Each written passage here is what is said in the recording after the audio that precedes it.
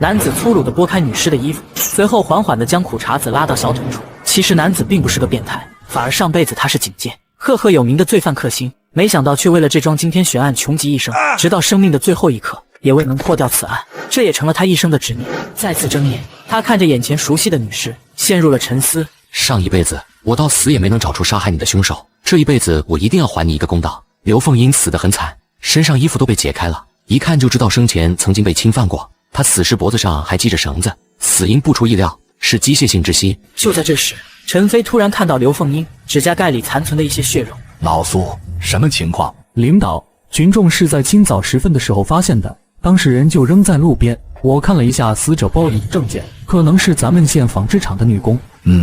赶紧通知他们单位，然后调查一下，看看死者生前有没有要好的异性朋友。对了，死者有没有被那个……陈飞隔着老远听到他们交谈，渐渐的又想起了一些案子里的情况。陈飞，你过来，一会跟着你师傅去纺织厂调查一下厂子里的男同志，昨晚到今早都干什么去了？上辈子县治安局再加上各单位抽调的保卫干事，把和刘凤英有过联系的男性全都查了个遍。事后证明这些都是无用功，这个调查方向根本就走不通。此时领导却还在安排着大家沿着老路探索案情。现在案发时间还不到12小时，现在正是调查的黄金期，这时候难道还要浪费时间在注定没有结果的事情上吗？年轻人都去调查死者刘凤英的社会关系，因为这是一起看起来很明显的奸杀案。如果不是奸杀案呢？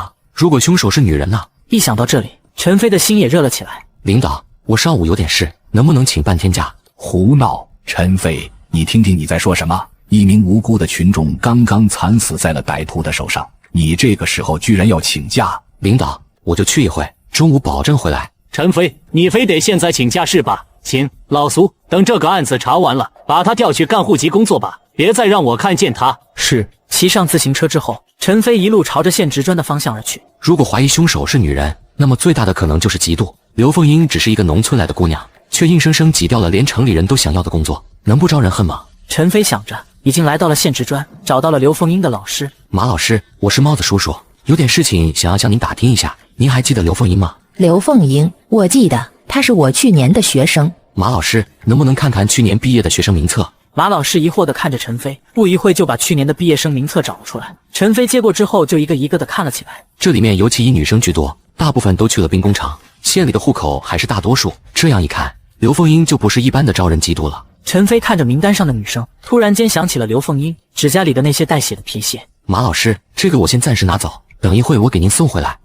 同志，这个我们是要留底的，你要是不回来，我们去哪找你？陈飞不等马老师说完，就拿着名册朝着兵高厂跑了。来到兵高厂保卫科，陈飞直接亮出了自己的工作证。同志，我是保卫科的负责人，我姓韩，您有什么事情？韩同志，去年县职专分到咱们厂里的那些人，您能安排他们出来一下吗？现在找到凶手最简单的办法就是看看谁的身上留下了死者的抓痕。莫一会，随机抽中的一名女员工来到了保卫科。严卫红此时脱掉了外套，搭在手上，陈飞看不到她的手臂，于是就站起来帮她拿了把椅子，然后说道：把衣服先搭这吧，问你几个问题。好的。她的手上并没有伤痕，伤痕到底在哪？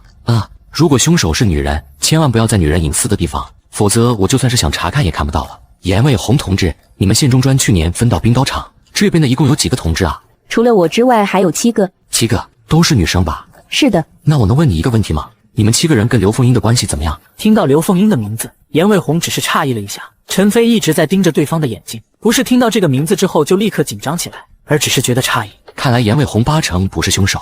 这7个人今天也来上班了吗？应该来了吧，不过什么？不过白胜男好像没来。白胜男？陈飞正问着，另外一个女员工也到了。刘办事，白胜男说昨天他被小猫抓了，今天想去医院让大夫看看。你说什么？猫抓了？抓什么地方了？我跟白胜男是一个宿舍的，他伤的地方不太方便跟你们男同志说。我能大致问一下吗？刚进来的女生有些拘谨，然后脸上泛起2坨红霞，接着一双眼睛盯着陈飞，随后指了指他胸前的位置。别告诉他们今天我来过的事情，谁也别跟白胜男说，这是纪律问题。紧接着，陈飞来到医院，开始挨个诊室的搜寻。同志，你是哪个治安局的？有没有证件？同志，我是县治安局刑侦科的，证件我带着，但是能不能别问我了？我想找一个叫做白胜男的患者。陈飞正说着，突然之间身后传来了一个声音：患者白胜男进来。陈飞扭过头，看向了声音传来的方向，妇科检查室。随后陈飞找了个位置坐了下来，静静地观察到底谁是白胜男。你好，护士同志，我就是白胜男。由于是妇科治疗区，陈飞一个男的不好意思进去。紧接着，陈飞靠近了一些，却能隐隐约约听到里面的对话。同志，我想开个假条。假条？你哪不舒服呀？我肚子疼，这几天肚子疼。要是像你们这样肚子疼就来医院开假条，那工作还要不要人来干了？不是，我在冰糕厂工作，这2天肚子疼得厉害，那个来的也不正常。我就是想先休息2天，等情况好了，我立刻就回去上班。那就休息2天吧。冰糕厂那种地方寒气重，要是影响了女人的月事，搞不好以后会影响生育能力的。谢谢你。不一会，白胜男便拿着假条，神色匆匆地离开了医院。陈飞紧跟上去。没过一会，一辆拖拉机缓缓地驶来，白胜男伸手拦车，然后跟拖拉机的司机说了几句，随后就翻身上了拖拉机。估计白胜男是要跑到乡下去避避风头。紧接着，陈飞再找到附近的电话亭，打给了所里的女同志，让所里的女同志跟着白胜男，毕竟他一个大男人，跟着一个女人不太方便。陈飞在电话里告诉严凤霞来公交车场站等他，然后就骑着自行车追了上去。他双腿不断的加速，终于远远的听到了拖拉机的声音。陈飞咬着一股劲，立刻追了上去，结果却发现白胜男并不在拖拉机上。同志，你刚才拉的那个姑娘呢？什么姑娘？你是什么人？我凭什么告诉你？我是县治安局的，就刚才那个女的，在车站不远的地方上的车。哦，她刚才下车了，就在向阳大队。谢了。陈飞说着，调转车头，然后就打算往回走。可就在这时，陈飞只觉得眼前一黑，紧接着就倒在了地上。过了很久，陈飞睁开眼睛，发现自己被扔在一个村子里的地窖中。没想到白胜男居然和拖拉机手势同伙。就在陈飞想着如何逃出去的时候，突然地窖上面传来了一阵响动，陈飞连忙装着晕过去，身子一歪就倒在了一旁。建华哥，现在怎么办？那家伙是帽子叔叔，人都找来了，怎么办？当然是一不做二不休，事情到了这一步，还有什么办法？实在不行，这个城我也不回了。听说南方那边现在都在发大财，我也想去南边的彭城看看，到时候咱们一起跑。建华哥，你以后一定会对我好吧？我把什么都给你了，就连亏欠你的也都想办法补偿给你了。放心吧，胜男，一会儿我下去动手，你帮我拿一件衣服过来，等处理完下面的这个帽子叔叔，咱们就远走高飞。上回我不是去买化肥，还在村里开个证明吗？陈飞虽然闭着眼睛，但是却吓一跳，下面摸索到了一块尖锐的石头片，慢慢的把石头片划拉到了手里，然后紧紧的握住，一点一点的摩擦着手上的麻绳。终于陈飞一用力，挣开了手上的草绳。就在这时，头顶的菜窖也被人打开了，一个男人慢慢的从上面爬了下来，紧接着男人踢了陈飞2脚，见陈飞毫无反应，然后猛地蹲下身子，紧接着陈飞一下子把对方压倒在地，然后他猛地拿起自己的拳头砸在对方的面门上，接着就听到对方一声惨叫，这一拳他使了好大的劲，很快对方就晕了过去。建华哥，你怎么了？陈飞用嘴巴咬着杀猪刀，然后双手抓着绳索，3下2下就爬到了上面，然后跳出了地窖。是你，我建华哥呢？陈飞一脚就把他踢翻在地，然后扯住这个女人的头扔到了地窖。来人了，杀人了，杀人了！你住嘴！陈飞连忙把绳子从地窖抽了上来。就在这时，他看着不远处的马路上，正有人赶着大车从那里经过，于是陈飞连忙挥舞着刀朝那边喊去：同志，这里有人杀人了，快叫人过来啊！听到陈飞的话，此人了解情况后，赶紧去大队打电话报了帽子叔叔。喂，县治安局嘛，我报警，有一个自称是你们那行政科的帽子叔叔，在我们村子里祸害了一个女青年。什么？赶紧派人过来吧！现在我们村的那个女同志寻死觅活的，再晚点人就想不开自尽了。苏元朝来到村委会后，就看到陈飞被一群村民拿木棍看押在村子的会议室里。陈飞，你怎么回事？陈飞见到苏元朝的到来，没有说什么，只是苦笑了一下。哪位同志是村里的负责人？我是他的同事。吆喝，还真是帽子叔叔呀！你们的人调戏我们村的妇女，这件事怎么说？到底是怎么回事？陈飞只是没有说话的机会。现在自己的同事已经到了，他肉眼可见的看到白胜男躲在王建华的身后，而王建华则警惕地盯着陈飞。陈飞，你不是说请假吗？怎么跑到这来？人家现在说你调戏妇女。师傅，我是被冤枉的。其实我今天请假也是为了查案子，所幸不辱使命。眼前的这对狗男女，就是杀死刘凤英的凶手。你说啥？江望舒，别听他的，他这是血口喷人。后生，建华是我们村的知青，来我们村这么多年，一直表现得不错，你咋污蔑他杀人呢？就是假花哥才不是这样的人。看来这个王建华在村子里的人缘不错，不过我就是要把事情闹大，不管他是不是嫌疑人，这件事既然闹到了帽子叔叔上门，那王建华就得一起跟着回去协助调查。白胜男，刘凤英是你同学不？刘凤英，我跟他不熟。不熟？你跟王建华昨天去哪了？我们哪也没去。你哪也没去，我还能勉强相信。你怎么保证王建华哪里没去？难道你俩睡觉都在一起？陈飞试探了一下，果然炸出了王建华和白胜男之间的关系。王建华见状，立刻就抢着说道：“我跟胜男都是一个地方来的，我们两个平时比较熟悉，但这也不是你说的这么不堪。再说我们就算是搞对象，那也轮不到你这个帽子叔叔说三道四。”可刘凤英死了，就在昨晚死的，所以我问你们两个去哪了？王建华神色中已经有些慌了，他往后靠了靠：“我昨晚就在村子里。”是吗？谁能证明？别告诉我是白胜男。我在家睡觉，咋证明？你睡觉有人能证明？哈哈，王建华，我要是没点把握能来找你吗？师傅，把人带回去吧，凶手就是他们，错不了。苏元朝看着王建华和白胜男的反应，心里也有些起疑，于是便说道：“村长，我们先把人带回去调查，这个是我们的同事，我们也带走。放心，不管是谁犯了法，哪怕是我们自己的人，我们也不会偏袒的。”陈飞要的就是这句话，只要把人弄到了治安局，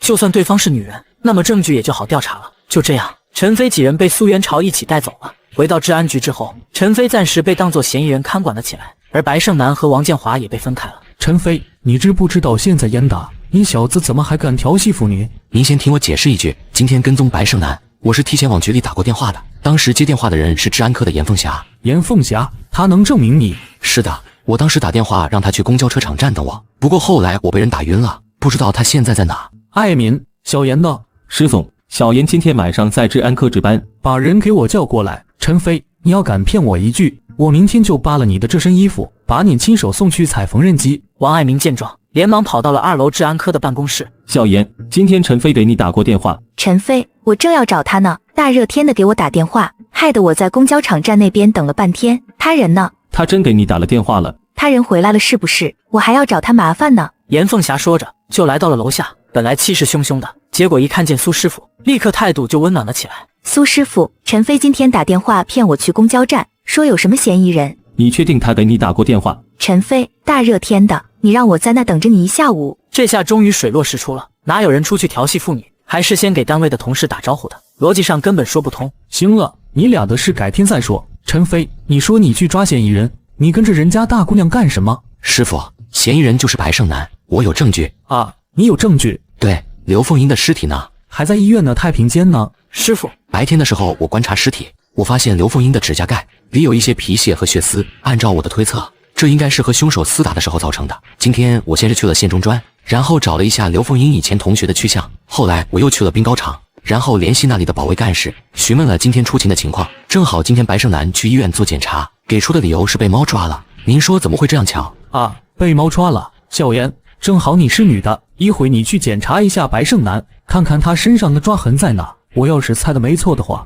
应该是男人看不到的地方。对了，你别说是检查抓痕，就说你检查一下有没有被陈飞侵犯的。于是就这样，小妍跟着王爱民一起去了单独的审讯室。等到审讯室的门口，小妍先进去了。你就是白胜男同志吧？我们要为你验一下伤。听说我们这的警察骚扰你，也不知道有没有给你造成什么困扰。那家伙已经被我们抓起来了。抓起来了？对，抓起来了。你身上有没有被他抓过或者摸过的痕迹？王爱民在门，身体贴在墙上，安静地听着里面的动静。不一会，王爱民听到了衣服落在地上的声音。好，我们知道了。等一会我们另一位同事过来给你录一份口供。严凤霞说着就走出了审讯室，然后来到了陈飞之屋。怎么样？看见了，胸前有3道抓痕。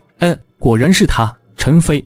跟我一起去会会这个蛇蝎心肠的女人。随后几人便来到了关押白胜男的审讯室。陈飞，你不是被抓起来了吗？你们治安局就这么袒护自己人？白胜男，你还敢乱说？信不信现在我就撕开你的伪面孔？说，昨天晚上到底去哪了？我在家睡觉。在家睡觉？那你最后一次见刘凤英是什么时候？我自打毕业就没见过刘凤英。这可是你说的。那又怎么样？那我问你，你胸前的3道抓痕是怎么回事？那是你耍流氓的时候抓的。抓流氓啊！治安局的人冤枉好人了。白胜男，这3道抓痕要是我抓的，为什么你的皮屑会存在刘凤英的指甲缝里？陈飞此言一出，白胜男立刻就被吓傻了。他终于想起来纰漏是什么了。那天晚上，他死死地摁住刘凤英，结果却被刘凤英一把抓在了胸口，当时火辣辣的疼。可是王建华却让他赶紧把人摁好。你是怎么知道的？我怎么知道？刘凤英告诉我的。敢不敢现在我把你拉到太平间和他亲自对质？不是我干的。你还敢狡辩？那好，我们现在就去刘凤英的指甲缝里提取那些皮屑，里面还有血丝，到时候验一下血，就知道和你是不是同一个血型了。白胜男还不说实话，刘凤英到底是怎么死的？白胜男被逼入了绝境，此时还差最后一根稻草。师傅，这边你跟小妍先审着，我去隔壁看看王建华。好的，有什么结果立刻过来通知我。陈飞答应了一声，随后拍了拍王爱民的胳膊。王爱民一脸疑惑的跟着陈飞走了出去。不是，这审到关键的时候，你把我叫出来干嘛？当然是去对付王建华了。那小子，你觉得好对付吗？我怎么觉得这个叫白胜男的女的已经快要招了呢？当然不好对付，但我们也没说真的要去对付王建华。王建华这种人，不见棺材不掉泪，咱们这个时候去找他，他肯定100个不承认。白胜男还能勉强和这个案子扯上关系，可王建华呢？王爱民一想也是，然后就和陈飞在外面站了40分钟，时间差不多了，二人又进入了审讯室。师傅，王建华那边全撂了。苏师傅咳嗽了一声，陈飞突然做出一副恍然大悟的样子，于是连忙压低了声音，在苏元朝的耳边小声的嘀咕了几句。而白胜男眼睛满是紧张和不安的看着他们。只见苏元朝突然用力的拍在了桌子上。白胜男，你是如何残害你以前同学刘凤英的？你还不从实招来？王建华已经全说了，他说是你逼着他去祸害刘凤英的。什么？他说是你勾引他，然后你还跟他说你要跟刘凤英做姐妹，以后一起伺候她，是不是这样？你这个无耻的女人！白胜男，我听你的名字就知道你应该不是农村人，农村人哪有给自己姑娘取名叫胜男的，一般都是招娣。我以前也在农村待过，跟你说句实话，我是一天都不想在农村待下去，所以我才想办法去当兵，转业之后又留在城里。你和王建华都是至亲，他答应了你什么我不知道。如果人不是你杀的，我劝你最好别背这个黑锅，因为杀了人，你就是想住在连农村都不如的监狱里都不可能了。还有你的父母，他们都会背上杀人犯亲属的罪名。白胜男，你就说人是不是你杀的？不是。那你为什么要杀刘凤英？是建华哥，他嫌我身子不干净，说必须帮他找一个干净的女人，否则他这辈子就太亏了。我想让建华哥带我远走高飞，我是从地都来的，不想一辈子留在这里，一辈子都在这个县城的兵高厂里。先喝点水平复一下情绪吧，你的事情慢慢说，别以为我们是针对你，其实我们是在帮你。不过我总觉得王建华这个名字怎么听起来那么耳熟？等一下，平原县王建华还当过知青。很多年之后，古城市爆发了一场房地产烂尾事件，古城市最大的地产开发公司金旺地产的老板王建华携款潜逃，结果造成了很坏的影响。当时失去土地却没有分到房子的农民集体进城讨说法，难怪我觉得王建华的名字这么耳熟。上辈子不管怎么努力也无法侦破的悬案，想不到这辈子却这么戏剧性的就破了。白胜男喝了点水，开始娓娓道来，语气之中透着绝望。我是首都那边来的知青，来的时候年纪小，初中都没毕业，这2年落实政策，村子里的知青都陆续回去了。可我一来年纪小，二来我也不认识什么人，回城的名额怎么也轮不到我。后来我想到了要找人帮忙，于是就心一横，和负责回城的一个干部搞在了一起。结果人家事后提起裤子不认账，只是把我当傻子一样随便玩玩，然后我成了每个人眼中被鄙视的破鞋。好在村子里还有和我一样倒霉的人，就是王建华。于是我们2个人抱团取暖。王建华会开拖拉机，经常往返于古城市和村子里，所以他可以轻易搞到村委会的外出证明。王建华从报纸上得知彭城那边的形势热火朝天，就和我商量着要不就一起离开村子。我心中一热，就把自己又给了王建华。结果王建华睡过之后却骂我是破鞋，他让我把第1次补回来。为了这个荒唐的理由，我盯上了中专毕业之后被分配到了纺织厂的刘凤仪。与此同时，七台村刘凤英家，大娘您放心，这个案子我们县公安局已经列为了1号案，局长亲自带队，就算挖地3尺也会把凶手揪出来。我的女儿啊，我的闺女啊，娘的宝贝呀！老太太的悲伤止不住的溢出，治安局这边也在抓紧排查一切有嫌疑的人。霍局长，县治安局的霍局长在不在？谁呀？我是隔壁村粮食征收办公室的值班人员，刚才接到县治安局打来的电话，说是让我通知霍局长，你们不要在这边再耽搁时间了。612案件的嫌疑人已经归案。啥？打电话的是谁？不知道，我刚才没问，人家也没说。要不哪位治安同志说了跟我一起跑一趟，我再打电话问一问。治安科的邢科长见状，自告奋勇的跟着去，没过多久就火急火燎的又跑了回来。霍局，好像案子还真破了。什么情况？你听谁说的？是苏元朝打的电话，说凶手是陈飞抓住的，现在口供都已经拿到了，全交代了。苏元朝是刑侦科的老人了，他的话不能不信。这样吧，老邢，叫同志们别瞎忙活了，另外吩咐几个女同志照顾好家属的情绪，其他人跟我回去。霍局长就领着剩下的人收队，陈飞这边也回单位宿舍休息了。第2天一大早就起床了，去食堂又看见一群女同志笑嘻嘻的在那里排队。怎么这么高兴？托你的福，霍局说昨天大家辛苦了半天，好在不辱使命，今天特意吩咐食堂给大家煮挂面。轮到陈飞的时候，食堂的大师傅舀了一大勺挂面，陈飞端着面碗刚要坐下，可就在这时，门口却有人朝里面招呼了一句：“大家端着饭盆来会议室，早上咱们得开个紧急会。”这是霍局的意思。真是的，吃个饭都不让人安生，你们说是什么事？能有什么事？听说是上个月在北边讲了供销社的王家兄弟一路难逃，很有可能过境咱们平原县，让咱们去设假拦截呗。一群人很快就来到了会议室，陈飞面对案情却陷入了沉思。这个就是83年的刑侦1号案，从国外流窜作案，抢劫供销社的王家兄弟，一路南下路过平原县，在黑虎山被人发现了踪迹。陈飞，小陈，局长在这布置任务呢，你愣什么神？局长，没事，昨天的案子，小陈辛苦了。不过咱们这个职业就这样，有案子的时候，谁都不能松懈。等抓住了关外二王，我再向市局给你请功。现在说一下咱们县公安局的布置。陈飞认真地聆听着领导的讲话，按照局里的意思，由于目前二王的动向还没有被掌握，再加上省厅的判断是二王很有可能会借助铁路线迅速南下，然后伺机外逃，所以平原县这种并非铁路沿线的县城，并不是上面划分的重点地区。陈飞听着这个布置，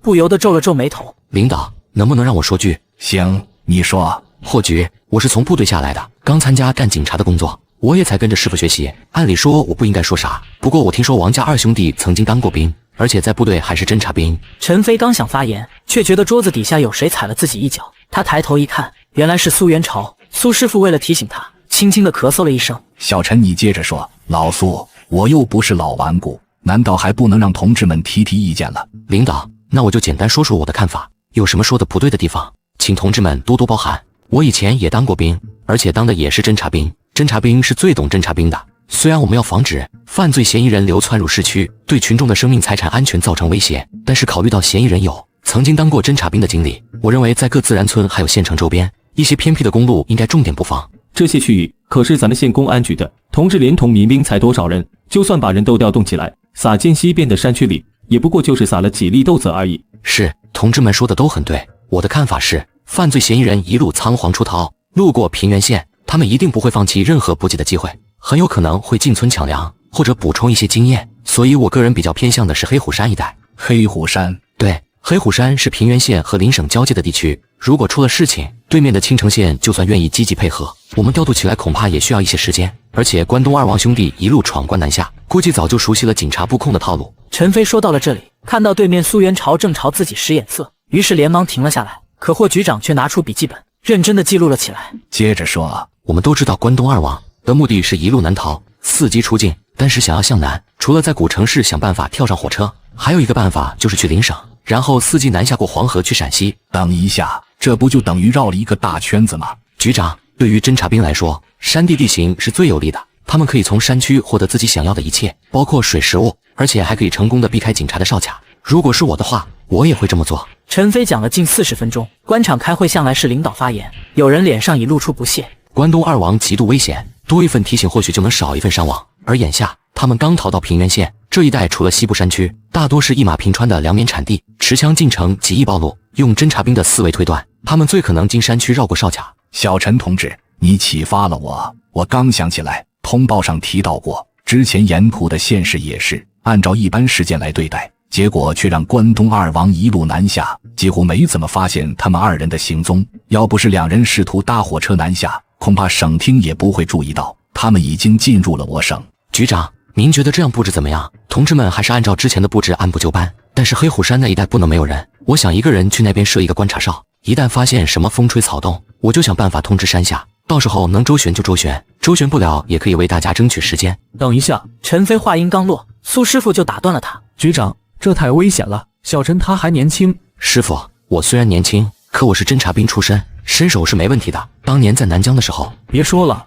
局长，我知道现在同志们都很忙，哪里都缺人，但我还是想跟小陈一起去山上，好歹也有个照应。等到会议结束之后，大家端着饭盆离开了会议室。陈飞走到水池旁，一边刷着饭盆，一边跟苏师傅说道：“师傅，黑虎山那个地方，我一个人去就行了。”说的什么话？我是你师傅，你不听我的听谁的？再说关东二王是兄弟两个，就算你当过兵，还是侦察兵，你有本事同时对付他们2个人吗？哎，师傅，既然你要跟我一起去，有几句话我得提前叮嘱您一下。山上的环境不比山下，尤其是长时间在野外值守，咱们这次的任务不但白天要守，晚上也得有人值班，24小时不能缺人。就算有咱们2个，也不可能一直待在山上，否则人都要待废了。那你的意思是，师傅白天归您，晚上归我，怎么样？那不行，夜班都让你值了，都是一样的。另外我还得做点准备，山上得备点吃的，还得买点晚上过夜用的东西。对了，还得防雨。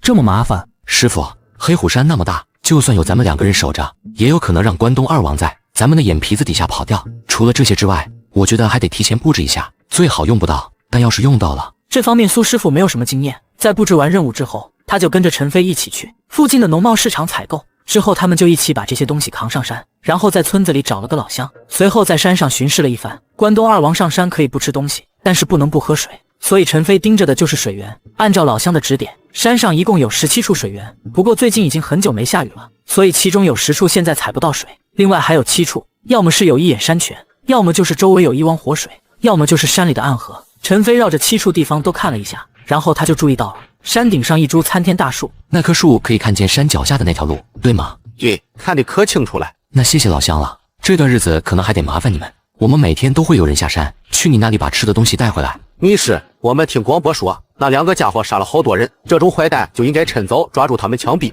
一晃3天的时间已经过去了，陈飞大晚上趴在树上，关东二王依旧没有踪迹。陈飞从晚上熬到了白天，一大早苏师傅便提着篮子叫陈，你师娘昨晚上包了几个包子，还有一些茶叶蛋，你趁热吃。陈飞一边吃着，眼神也飘在公路那个方向。可就在这时，只听到咔嚓一声，陈飞见状连忙赶了过去，却发现一节枯木穿过了苏师傅的大腿，看到鲜血像喷泉一样的从腿中流出来。师傅，你很可能伤到了动脉，这种情况必须马上送医。哎呀，别动我，我没事，你吃完包子赶紧下山休息吧。师傅，你在说什么？你腿上的血都流成这样了。陈飞简单的包扎了一下之后，立刻就把苏师傅背上了背，然后快步的朝山下走去。等一下，你这个时候走，万一那对歹徒路过这里怎么办？那我也不能看你就这么在山上流血吧。哎，都怪我，要是关东二王跑了，我就是咱们县公安局的罪人呀。师傅别说了，我背你下山，先找个老乡，看看能不能套个驴车把你送到县里。陈飞一路加快速度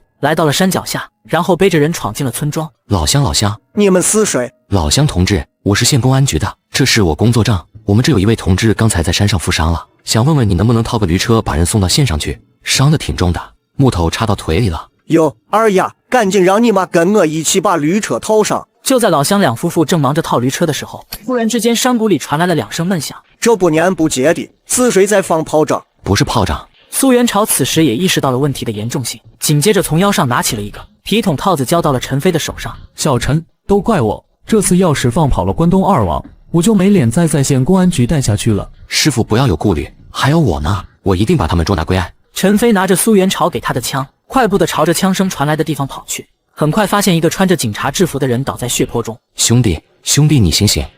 同志，我发现了逃犯，快追！陈飞想了想，觉得那个老乡刚好没走远，于是就抱起这位同志，然后一路来到了村里，正好看见老乡套着驴车来到了村口。陈飞见状，把怀里的汉子又托付给了对方。老乡，有坏人打伤了我们的同志，我得上山了。放心吧，公安同志。陈飞不敢耽搁，立马回到山上搜寻关东二王的踪迹。现在2人最需要的就是水源，陈飞立马围绕那7处水源搜寻。就在这时，关东二王也找到一处安全的地方进行休整。兄弟，不是当哥哥的说你，刚才那种情况，你打1枪就得了。不是，大哥，我当时不是被吓了一跳吗？那时候脑子一热就没搂住。省着点吧，咱们得一路向南，看看能不能从南面的边境线上逃到别的国家，留在国内早晚是个死。哥，多亏你高瞻远瞩，早早的从大西北带回了100多发子弹。不过你是怎么弄到的？你哥我为了淘换这些子弹可没少费功夫，可惜啊，上次咱们抢劫供销社，总共也没抢多少钱。我昨天算了一下，总共也就不到1万块钱。这人吃马喂的，等到了南边，咱俩兄弟还得想办法做一票大的。哥，那你说咱们现在怎么办？刚才捡的那笼包子还在吗？我吃了一半，碗里还有仨，剩下的你留好，不到万不得已，那3个包子就别动了。咱们得先逃出警察的包围网。你刚才那1枪太冒失了，不过也多亏你那1枪，我还以为这山上没有警察蹲点，现在这么一看，警察早早的就在这里布置了。大哥，怕他个鸟，要真遇上了，我反手1枪。双拳难敌4手，好汉架不住人多。我现在的打算是走山路，比走那些大路和小路要安全得多。咱们要先找到水源，能把2个军用水壶都灌满了，就连夜翻山往西边逃。那帮傻瓜警察肯定料到了咱们要一路南下，但我偏偏不按他们的计划来，先要来了个4渡赤水，跳出敌人的包围圈。你哥哥我呀，就来个4次翻山，我往西山省跑，要不说还得是大哥。兄弟把家伙收好了，等翻过这道山，到了山那边找个地方，咱们得捯饬，到时候我下山找几件干净衣服换上，不然别人一看见咱俩就知道是出来逃命。兄弟两个一路朝着山上草木茂盛的地方走，不一会就在山涧中听到了阵阵溪流的声音。哥，这有一眼山泉。兄弟，等等我，渴死我了，我先喝个痛快。哎呦，怎么了？有人在这边挖了个坑，我脚被扎了。此时，当王家老大靠近的时候，才发现地上埋着尖利的竹刺，而竹子上已经透过了弟弟的脚背，直接冒出了尖刺。此时王家老大也顾不上其他的，只能直接处理。忍着点，兄弟。哎，疼。兄弟，咱们两个好像被人盯上了。怎么了，大哥？这个陷阱可不是猎人打猎用的。我以前当兵的时候，在军区礼堂里看过一些内参的影片，当时介绍过，南边的敌人就擅长用这种竹子做的陷阱。大哥，点子有点扎手啊。不怕，那龙包子可能就是埋伏的点子留下的。不过你刚才也看到了，包子旁边还有一滩血，搞不好是被野兽咬了。那咱们现在怎么办？兄弟，你忍着点，这地方不安全，咱们还得往山里面走。等寻一处安全的地方，我先给你找点草药敷上。咱们就在平原县和邻省交界的地方先扎上10天半个月的，等你脚能活动了，咱们再继续赶路。大哥，是我拖累你了。说的什么话？听说国外都是人人开汽车住洋房，哥哥我带着你闯出去，只要能走出去，咱们兄弟两个以后就吃香的喝辣的，女人要多少有多少，留在这边也是受那些人的鸟气。大哥扶起受伤的兄弟继续赶路，陈飞追踪脚印至陷阱处，发现机关已触发，地上扔着2个带血竹片，他们受伤了。这2个人现在受了伤会往哪里跑呢？继续南逃吗？如果是陈飞的话，他一定会选择暂时找个地方休养一阵子。陈飞猜测关东二王应该打算从黑虎山翻山越岭去往邻省，省厅那边猜测2人的动向应该是继续南逃，可陈飞却知道这2个人绝对不是一根筋的那种歹徒。这2个人现在受了伤会往哪里跑呢？继续南逃吗？如果是我的话，一定会选择暂时找个地方休养一阵子。关东二王应该打算从黑虎山翻山越岭去往邻省，省厅那边猜测2人的动向是继续南逃，但这2个人绝对不是一根筋的那种歹徒，想在这山里养伤，你们总得找点吃的喝的吧。行，那我就继续跟你们在山里周旋。陈飞已经预感到他离这2个杀人狂魔越来越近了，而治安局这边有警察负伤的消息，也已经报告到霍局长。到底是怎么回事？霍局，受伤的2位同志是附近老乡送来的。按照老乡的说法，今天有一位同志先把一位腿上受伤，就是咱们县公安局的苏元朝同志送到他们家，结果突然听到山里传来了2声枪响，然后那位同志就去查看情况，结果又跑回来了另外一位同志。另外一个是谁？是咱们县派出所的民警李大鹏同志。2位同志的情况怎么样？苏元朝同志的腿部被树枝扎伤，目前已经止注血了，等稳定下来之后就可以送到市里去做手术。李大勇同志的情况不太好，2颗子弹都打进了他的身体里，其中有1颗离心脏很近，想尽一切办法保证2位同志的生命安全。霍局长在这边听完情况之后，便找了县治安局的韩政委一起研究对策。老韩，有个事情，之前开会的时候你没在，陈飞曾经提醒过我，说要注意黑虎山一带，现在果然被这小子蒙中了。这么说黑虎山还有咱们的人？对，现在部署下去，让所有少侠都把人撤回来，全力向黑虎山一带集中，犯罪嫌疑人不会乘坐公共交通工具或者走大路，咱们之前都失策了。黑虎山那里地形复杂，恐怕得通知武警和解放军同志吧。必要的时候连民兵也一起算上，大家一起上山搜山，绝对不能让2个歹徒再从咱们平原县跑掉。陈飞这边预计县里的援军要到晚上才能逐渐汇合过来，而他的任务就是把这2个人继续拖在黑虎山，坚决不能让他们越过省境。烈日当头，一直背着弟弟的哥哥体力也不行，只能找到一个树荫下面休息。可是现在不能说什么抱怨的话，也只能骂一句，因为受伤的是自己的亲弟弟。大哥，先喝点水，喘口气啊，吃点东西吧。王家老大听完之后，突然把手指放在了唇边，做了一个不要出声的手势。大哥，没什么动静吧？兄弟，你不觉得周围太……突然一声枪响，紧接着王家老大就听到周围传来了一阵急促的脚步声，他举起枪就朝着脚步声的方向。喂，兄弟别藏了，是人是鬼，出来露一面吧。没有人回应，王家老大不死心，然后继续大声：兄弟，我知道你有本事伤了我弟弟，不如咱们各自退一步，你放我们兄弟2个人离开，我们给你留下1000块钱怎么样？1000块钱？你们倒是有钱，现在1个月的工资才30-40块钱，但一想到这些钱是很多人民换来的，就气得牙痒痒。就在这时，只见王家老大手起枪响，那只鸟还没飞多远，就落在了草丛里。王家老大捡起那只鸟，然后把那只鸟流血的地方凑到了嘴边，大口的吸水了起来。我看你是不见棺材不掉泪。陈飞迅速的走开，才发现自己刚才落脚的位置有几株草已经被从中间打断了，部署的人员在下午太阳逐渐西落的时候赶到现场，包围了整座山区。听说了没有？大早晨的有人往咱们村送了2个伤员。可不是嘛，听说人被送来的时候都快不行了。怎么来了这么多人？难道就为了抓住那2个逃犯？你没听大喇叭里广播吗？那2个逃犯是一路从关外逃进来的，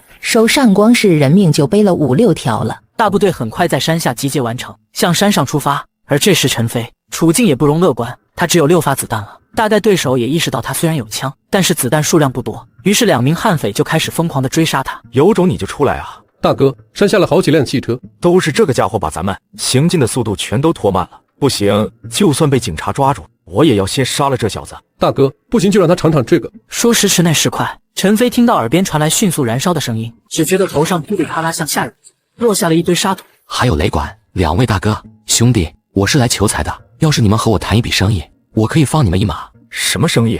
我知道你们从供销社抢了1万块钱，我这个警察当的憋屈啊，在南边累死累活好几次，差点死在那些南枪猴子的枪口下面，现在好不容易活着回来了，好工作轮不着我，钱赚不到，还得天地累死累活在山上跟你们玩命，这日子我受够了。别扯淡，你想玩什么花样？要是敢耍我们就炸死你。2位大哥，身上的雷管还是逃命用吧，一会山下的那些人就该追上来了，你们考虑的时间不多了，我要的不多，就5000块。你 TM 扯犊子，我们哪有5000块给你？2位老大，这笔钱我不白要，你们之前中了我的陷阱，我可以告诉你们，我知道一条路可以快速的跑到隔壁的街上。谁知道你说的是真的还是假的？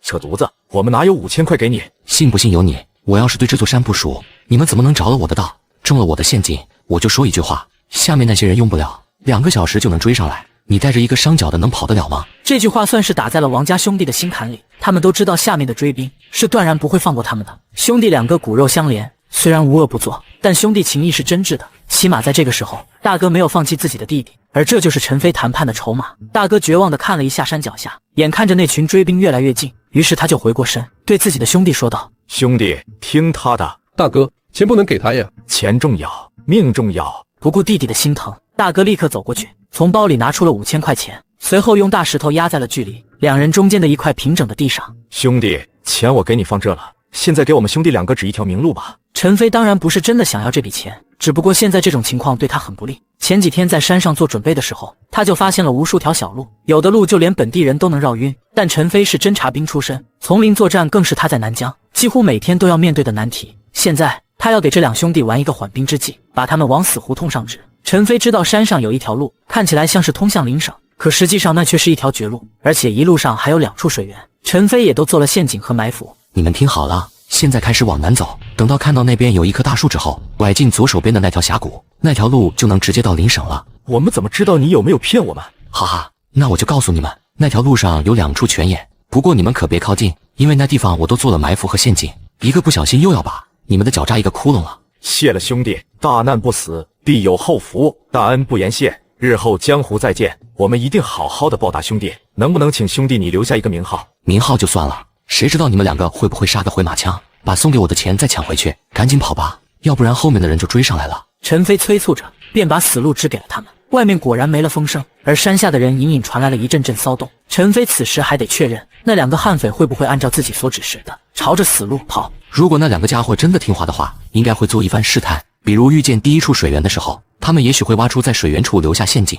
等到挖出陷阱的时候，他们也许就会相信自己说的是真的。等2个人走远了之后，他才来到了刚才的地方，看着地上放的钱，陈飞知道这都是国家的财产，于是他用石头把那些钱全都压好，然后闪身就跟着2人逃走的方向继续向前追去。陈飞知道一条路可以绕到2人的前面，一路上他脚步很快，没过多久他就跑到了第1处水源地。就在这时，陈飞感觉自己呼吸有些急促，于是他连忙放慢了呼吸，很快就听到了比自己更加粗重的喘息声。大哥，兄弟，你说那小子会不会骗我们？哥，我好像听见水的声音了。那小子刚才是不是说有2处水源？2兄弟靠近之后，很快便小心翼翼地接触到了水源。就在他们往前试探着走着的时候，距离水源很近的地方突然弹出一只竹子，然后死死地打在了一旁的树上。看着那支竹箭，兄弟2个顿时大喜过望。陈飞此时也躲在树上看着2人，他知道这2个家伙一定是中计了。陈飞拿起手枪试探了一下，54是手枪有效的杀伤，距离大概在20米左右，眼前这个距离很明显超出了这个范围，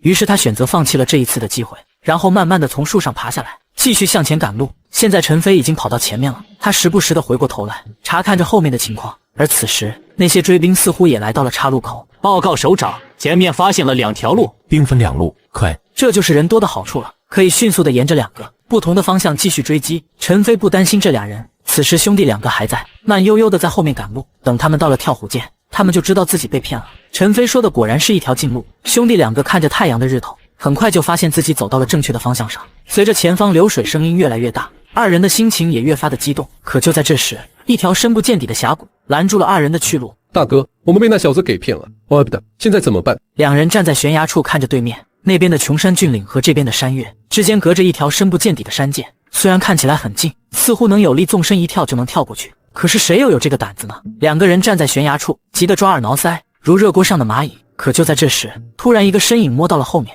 缴枪不杀。2个人同时转过身来，却看到陈飞举着枪站在了他们的面前。小子，你只有1个人，我们有2个人，是吗？你们还有办法回去吗？我跟在你们前边，早就等你们很久了。告诉你们一个好消息，来接你们的人一会就到。这位大哥，我这里还有5000块钱，要不然我全都给你，你放我们一条生路。放你们生路？那些死在枪口下的无辜的老百姓，你们怎么不给人家一条生路？兄弟，咱们都当真要打起来，不见得谁赢谁输吧。给你们2条路，放下武器，争取宽大，还有就是继续负隅顽抗。我倒是看你们有没有胆量跳下去。老子跳下去之前，先带你一起走。关东2王是极度凶险的犯罪分子，对方说话间就要去摸包。陈飞不知道他们包里还有没有雷管之类的东西，于是为了防患于未然，直接一枪打在了老大的身上。我最后再说一遍，放下武器，老子跟你拼！一时间，山谷里响起一阵又一阵。此时听到枪声的大部队正加紧速度，结果听到枪声大作，大家不由得又停了下来。还在打枪，距离这里不远了，同志们都小心一些。于是大部队又加快了脚步，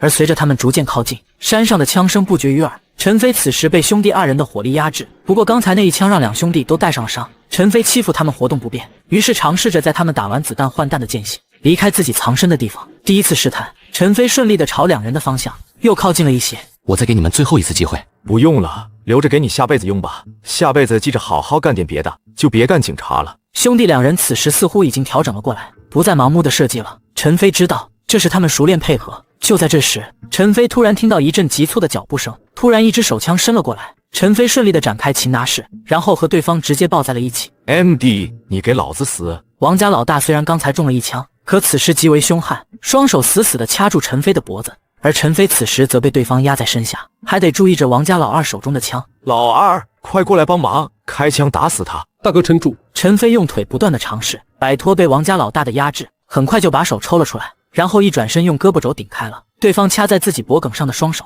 紧接着借势一脚把王家老大踢倒在自己的身前。哈，还会这个？陈飞才没时间跟他斗嘴呢，而是整个人挂在身材更高的王家老大的身上，而王家老大的整个身体把陈飞所有的要害都遮住了。天，大哥！陈飞默默地数了10秒钟，突然王家老大身子一软，陈飞立刻松开，随后摸起手枪对准了站在自己对面的王家老二。别动！突然之间，陈飞看到王家老大的手指微微有些动作，紧接着原本平静下来的山谷再次传来了2声枪响。枪声过后，此时还站着的2个人却纷纷地倒在了地上。王家老二此时难以置信地看着陈飞，好枪！最后一字没有说出来。王家老二就像一颗木头桩子一样，直直地栽倒在了地上。兄弟，放了我们，放了我，我还有很多钱，跟着我混，我保证你一辈子吃香的喝辣的。兄弟，赶紧放了我！陈飞此时听到对方的话，觉得心烦意乱，他死死地把手铐在了自己的手腕上，而王家老二则拼命地蹬腿。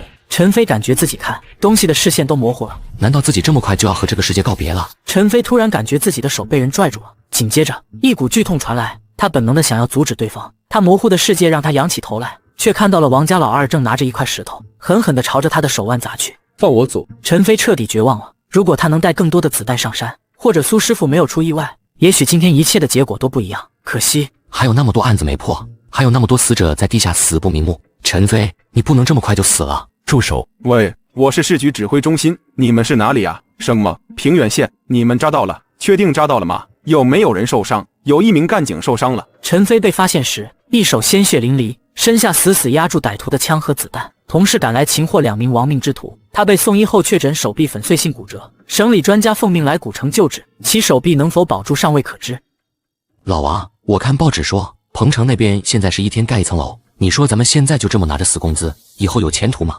我肯定是没有了。不过小陈，你现在可是前途无量啊！陈飞躺在病床上，此时他拿着报纸，报纸上介绍着关于严打的消息。为了严厉打击严重危害社会犯错的分子，经大家会议批准，决定在今年8月份开始。陈同志，今天感觉怎么样？我们这边检查过了，您的手恢复的比预想的要好，从帝都来的专家水平就是高。不过你还需要制定一个康复的方案。那我还需要住院吗？不需要了。陈飞决定去疗养院，顺便见识魔都繁华，口袋里揣着立功所得的300元奖金，这笔钱是他1年工资，在当下算巨款，购买辆自行车，后事却不值一提。他暂不知如何支配，琢磨间，他无意间走进了一家公园。兄弟，外地来的吧？你能看出我是外地的？上海人我一眼就看得出来。兄弟是从北方来的吧？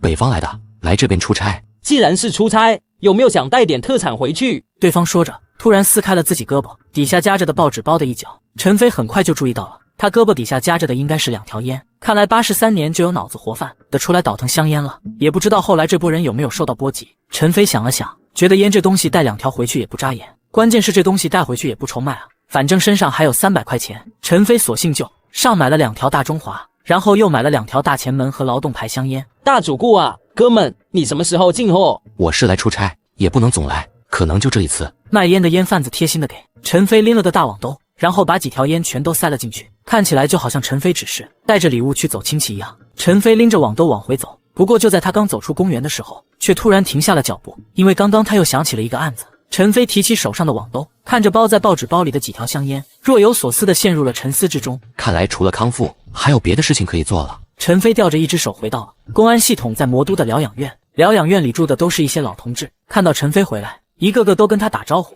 小陈，今天又去哪逛了？去公园了，一会过来看，我和老廖要下棋。好的，焦大爷。陈飞答应了一声，然后便拎着烟回到了自己的房间。他放下烟之后，就端着茶杯出去了。此时疗养院里2位大爷正在棋盘上激烈的厮杀着。焦大爷，你知道魔都这边哪能换烟酒吗？陈飞依稀记得1983年魔都曾发生一起案子，这是他当年在飞机上听系统那一位魔都老前辈聊起的。80年代初，首批发财的不少人出身不正，多是提篮桥监狱出来的无业人员，靠着魔都的区位优势，干起走私外贸的勾当。这群烟贩子用解放皮卡装了半车紧俏香烟和半车建材，打算离开魔都，沿途倒卖。可车子刚驶出市区，他们就在半路遭遇抢劫，最终被人杀害。当年这个案子并不算很轰动，毕竟在的年份，那些拥有特殊身份的犯罪分子才是全国更关心的案件。不过当年那起案件却一直没有告破，以至于成为了陈飞在飞机上遇到的那位前辈心中的心病。倒腾香烟的，黄河路那边去看看吧。不过小陈呐，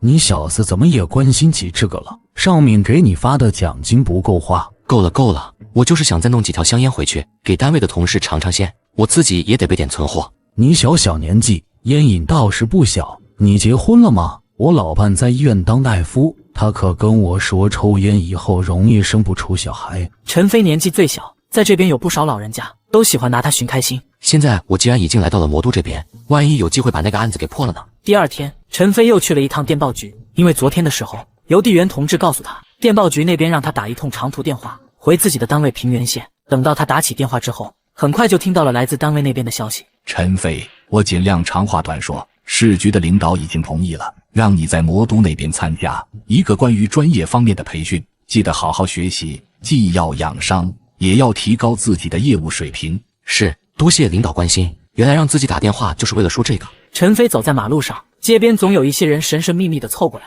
一路走过来，陈飞惊讶地发现这里几乎什么都有，可以说这里就是地下的交易所。当然除了倒腾外汇粮票，还有其他这些物资的，最多的还是问烟问酒的。陈飞只是过来看看，但是眼下这里鱼龙混杂，难免会有人居心叵测。就在陈飞摆摆手表示自己不需要美金的时候，突然之间，远处却传来了一声惊呼：抓贼呀！有人把我的钱抢走了！抓贼呀！紧接着，一个身影突然从陈飞的身边穿过，陈飞几乎是凭借着身体的本能把脚伸了出去，然后对方一下子就来了一个狗啃屎，紧接着趴在了地上。陈飞刚要上前，可就在这时，躺在地上的人猛一个回身，陈飞身上的衣服顿时就露出了一个大口子。哪里来的乡县人，居然敢管老死的闲事？陈飞一脚踢飞了对方手中的刀，紧接着又是一脚，瞬间就把对方踢晕了过去。同志，你刚才见义勇为，请问你是哪个单位的？我们要给你送表扬信啊。不用了，同志，我也是警察，之前受了点伤，现在在疗养院那边。哦，原来咱们是同行啊。陈飞抓住了在大街上抢劫的小贼，然后被失主追回了损失。紧接着他就把犯罪嫌疑人带到了附近的派出所，然后转身就回去的。结果公安局的同志却非要把他留下来一起吃个饭。陈飞推脱不过，就只能在他们这里食堂一起吃了一顿午餐。陈飞本以为这件事就这么算了，结果刚出来就看到之前被抢钱包的那个女人正站在那里。同志，你好，同志。那个，谢谢你，同志。不用客气，我就是警察，那都是我应该做的。同志，我叫陆文婷，在医院工作。我叫陈飞，不在上海这边工作，我老家是吉省平原县的。陈同志，你帮了我一个忙，我总得谢谢你吧。真的不用客气。要不这样好了，你也是第一次来魔都，不如我带你四处转转，你看怎么样？那好吧，这么一位模样周正的女医生，怎会跑到烟酒交易市场那种地方？他当下应下邀约，随对方一同离开派出所。路上闲谈间，陈飞才弄清缘由。陆文婷的哥哥在魔都农业系统任职，可政策下达多年，人仍被留在苏北农场。他此番去烟酒市场，是想购置些烟酒当礼物送给哥哥单位的领导，盼着能通融关系，把哥哥调回魔都。听闻此事，陈飞不由得无奈叹气。这年头，有些人手里但凡攥着点权力，便总爱刁难他人，不过是提笔签字、抬手盖章的小事，却能实实在在改变一个人的命运。可偏就有人要死死攥着这点权力，故意为难旁人。这种坏人就不该惯着他。没有办法，我们这种老百姓能够一家人团聚已经很不错了。对了，陈同志，你手上的伤怎么样了？我手上的伤目前只是恢复，经常要去医院做康复，好让手的功能不至于退化。至于别的倒也没什么。说实话，陈飞倒没有想到大街上帮了一个女人，对方会带着自己来到外滩这边，然后专门请自己吃了一顿西餐。陈飞看得出来，这顿西餐应该不便宜，于是就主动掏钱付款。谁知道陆文婷却婉拒了。还是我来吧，一来我是本地人，招待外地的同志是应该的。第二，今天你帮了我，总得让我做点什么吧。陈飞点了点头，然后就没有推脱。这顿饭一共吃了20块钱。陈飞不知道陆文婷一个月的工资有多少，但这顿饭起码吃了他半个月的工资。两人一起吃完饭之后，陆文婷就和陈飞互相道别。本来也只是萍水相逢的缘分，陆文婷去找陈飞要了疗养院的地址，陈飞也没有多想，就把地址给了他，然后两人就此告。姓名：王志才，年龄20、27，性别：警察同志。我这不是挺明显的吗？废什么话，再不老实交代，给你上力度。小强教他怎么被保洁。别，警察同志，我全都招了。为什么抢人家的钱呀？我这不从北大荒回来，一直也没有被安排工作，然后又谈恋爱了，手头有点紧。不过我保证这是第一次。是不是第一次我们会查的？真是给我们魔都人丢人。要不是人家外省的公安同志路过，你就把人家姑娘的钱全都抢走了。警察同志，我能不能解释一句？其实当时那种情况，我压根就没想跑，我一眼就看出那位同志有可能是警察，所以交手的时候我就故意放水了，然后我这个就被你们给抓住了。在送来的路上，我都懒得反抗，我就是想，我是一时财迷心窍，然后归了当时还不知道身份的警察同志一起来派出所，我这也算是投案自首，争取宽大处理。争取个屁！你这也算投案自首？报告，我能不能问一句，我这种情况你们打算怎么处理？王志才，你这种行为要是搁在平时，判你个抢劫未遂，关几年也就放出来了。但现在是什么时候？上面刚发了通知，这要找几个典型，你这个时候蹦出来了，你知不知道？就算把你送去枪毙都有可能。别枪毙我！报告，又怎么了？报告领导，我要反映情况。我在烟酒市场那边听到了一个消息，有人要打劫解放军同志，他们都打听好了，有2个解放军同志明天就要从咱们这里出发，他们打算等车进入回省之后再动手。王志才，老实交代你的问题，不要顾左右而言他。公安同志，我说的都是真的，你们怎么就不信？陈飞想着今天反正也要去做康复，干脆去医院开药吧。大夫，能不能帮我开几包板蓝根？板蓝根啊，那你得去内科开，这会人多，我带你过去吧。陈飞到了生蟹，随后就跟着大夫一起走出了康复室。两人一路穿过偌大的医院，来到了前面的门诊。陈飞看着外面等候的病人，他觉得这样插队似乎有些不妥。就在这时，待他康复的同志却站在门口，对正在排队的人说道：不好意思同志，我后面这位是公安同志，想开几包板蓝根，能不能行个方便？陈飞于是就被叫了进去。其实只要医生写个条，陈飞去药房拿药就可以了。不过刚一走进来，大夫迎面抬起头来就看到了陈飞。是你？陆大夫。你们认识啊？认识。这样吧，上午还有几个病人，就全都看完了，我一会下班，你要是不着急的话，我就把药给你带到疗养院去。陈飞想了想，自己插队其实不太好，于是就到了生蟹，然后退了出来。自己都来了，还干嘛让人家陆大夫专门跑一趟？昨天人家请自己吃了一顿西餐，按理说自己也应该回请人家一顿饭。于是陈飞干脆在外面等了下来，一直到12点30分，陆大夫才把外面的所有病人看完。等他出来的时候，就看到陈飞正坐在那里。不是让你回去吗？哦，我想请你吃顿饭。好啊，不过吃什么呢？听说魔都功德林的素菜不错，要不咱们一起去尝尝？陈 F 正尝试着跟自己在魔都遇到的女医生做进一步的交往，不过陈飞不知道的是，就在他放松的这一刻，在几百公里之外的公路上，一场惨案已经发生了。灰省赶路的一头毛驴，此时有些疲惫地放慢了脚步。可就在这时，原本正在吃草的驴，却突然扬着脖子大声地叫了起来：“叫什么叫？不吃就赶紧给我赶路！”驴委屈地摇晃着脑袋，突然驴头歪向了草丛的一旁。马车呼呼顺着驴头的方向一看，突然间觉得脚下一滑，人也从车上摔了下来。杀人了！杀人了！省厅那边给陈飞在魔都报了个培训班，地点就在魔都老公安学校这边。按理说前来参加培训的基本上都是年轻的干部，陈飞算是其中的一个异类。不过刚报道的他却还是被人认了出来。你就是陈飞，抓住关东二王的那个平原县的刑警。同志，你可太厉害了，一个人就抓住他们2个。没什么厉害的，我也是运气好，这条胳膊差点交代在他们手里。陈飞弹了弹自己还打着石膏的胳膊。就在这时，有人也凑了过来。陈飞同志，我是从关外来的，也是来参加培训的。昨天一起聚餐的时候，就有人提起过你的大名。陈飞听了，愣了一下，还没想到自己原来这么有名了。不过想想也是，关东二王这事情闹得这么大，从关外一路闯关，杀了很多无辜的群众，躲避了警方和部队还有民兵搭建的一道防线，最后谁也没想到，这2个悍匪却折在了平原县我一个小小的民警手上。大家正聊着天，上课的警员华生已经到了，都是纪律部队出来的。所有人立刻安静了下来，然后纷纷回到了座位。不好意思，早上来的时候，灰省那边通报了一起案件。这节课我本来准备讲的是去年在陕甘那边发生了一起案件，后来想了想，这一类的案件在国内目前来说数量还太少，所以说是以前我们没有遇见过的。但同志们抽出宝贵的时间来参加培训，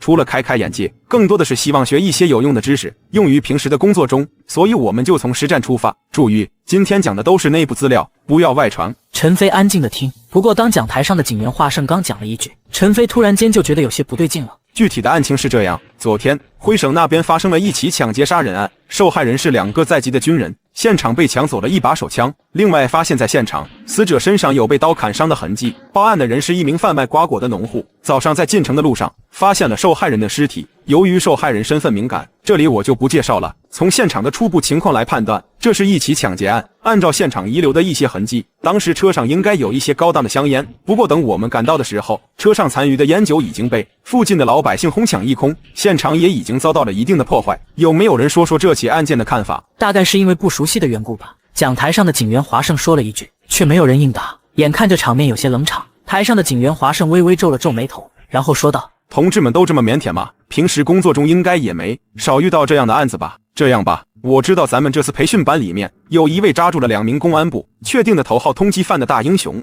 他今天来了吗？”众人的目光齐刷刷地看向了陈飞，这下陈飞知道自己想低调都不可能了。陈飞同学，我看过你们省报上来的案情汇总，你抓捕关东二王的事情很有意思，你好像早知道他们会逃到黑虎山一带，这个案子能不能讲讲你的思路？报告警员华胜，我还不知道你的名字。不，我是魔都公安厅刑侦2队的队长焦岩。焦队长，不知道现在魔都公安厅队这个案件的调查方向是什么？是不是把调查方向定在了灰省案发周边的农村地带？不错，不过一般的思路不都是这样吗？焦队长，我认为2名受害人进货的地点很有可能是在魔都，不然电话也不会打到魔都公安厅了。另外还有一点，有没有一种可能，凶手在魔都就已经盯上他们了？陈飞同志，焦队长，我只是阐述了一些我个人的猜测，有什么不对的地方，还请大家多多批评指正。陈同志，你误解我的意思了。中午的时候，大家一起去食堂参加聚餐，也算是我们魔都公校这边给大家举办的一场欢迎宴。不过陈飞同志，要是你不是特别着急去参加开班仪式的话，能不能跟我一起去个地方？上午的课程只是短短的讨论了一番，就草草的结束了。其他的同学都被通知要去老公校的食堂参加开班仪式，而焦队长则叫住了陈飞。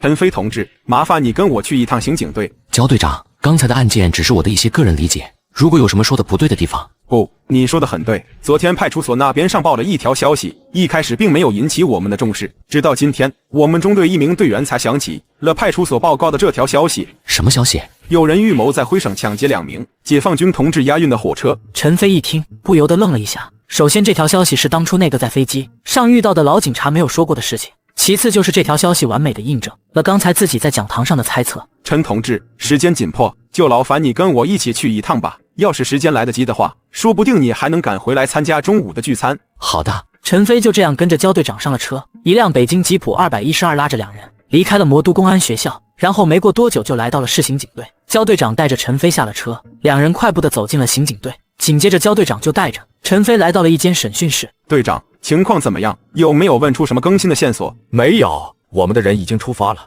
目前正在现场勘查。回审那边的同志也在配合我们。不过他是谁？他是陈飞，之前参与过围捕关东二王。你们没有看审讯笔录吗？昨天派出所的笔录上记录着，抓住王志才的就是陈同志。原来是你，久仰久仰久仰。对方伸出手来和陈飞客气了一下，陈飞手上未愈，只能勉强和对方握了握手。不一会，刚才的审讯记录就被拿了过来。焦队长拿着审讯记录，然后推到了陈飞的面前。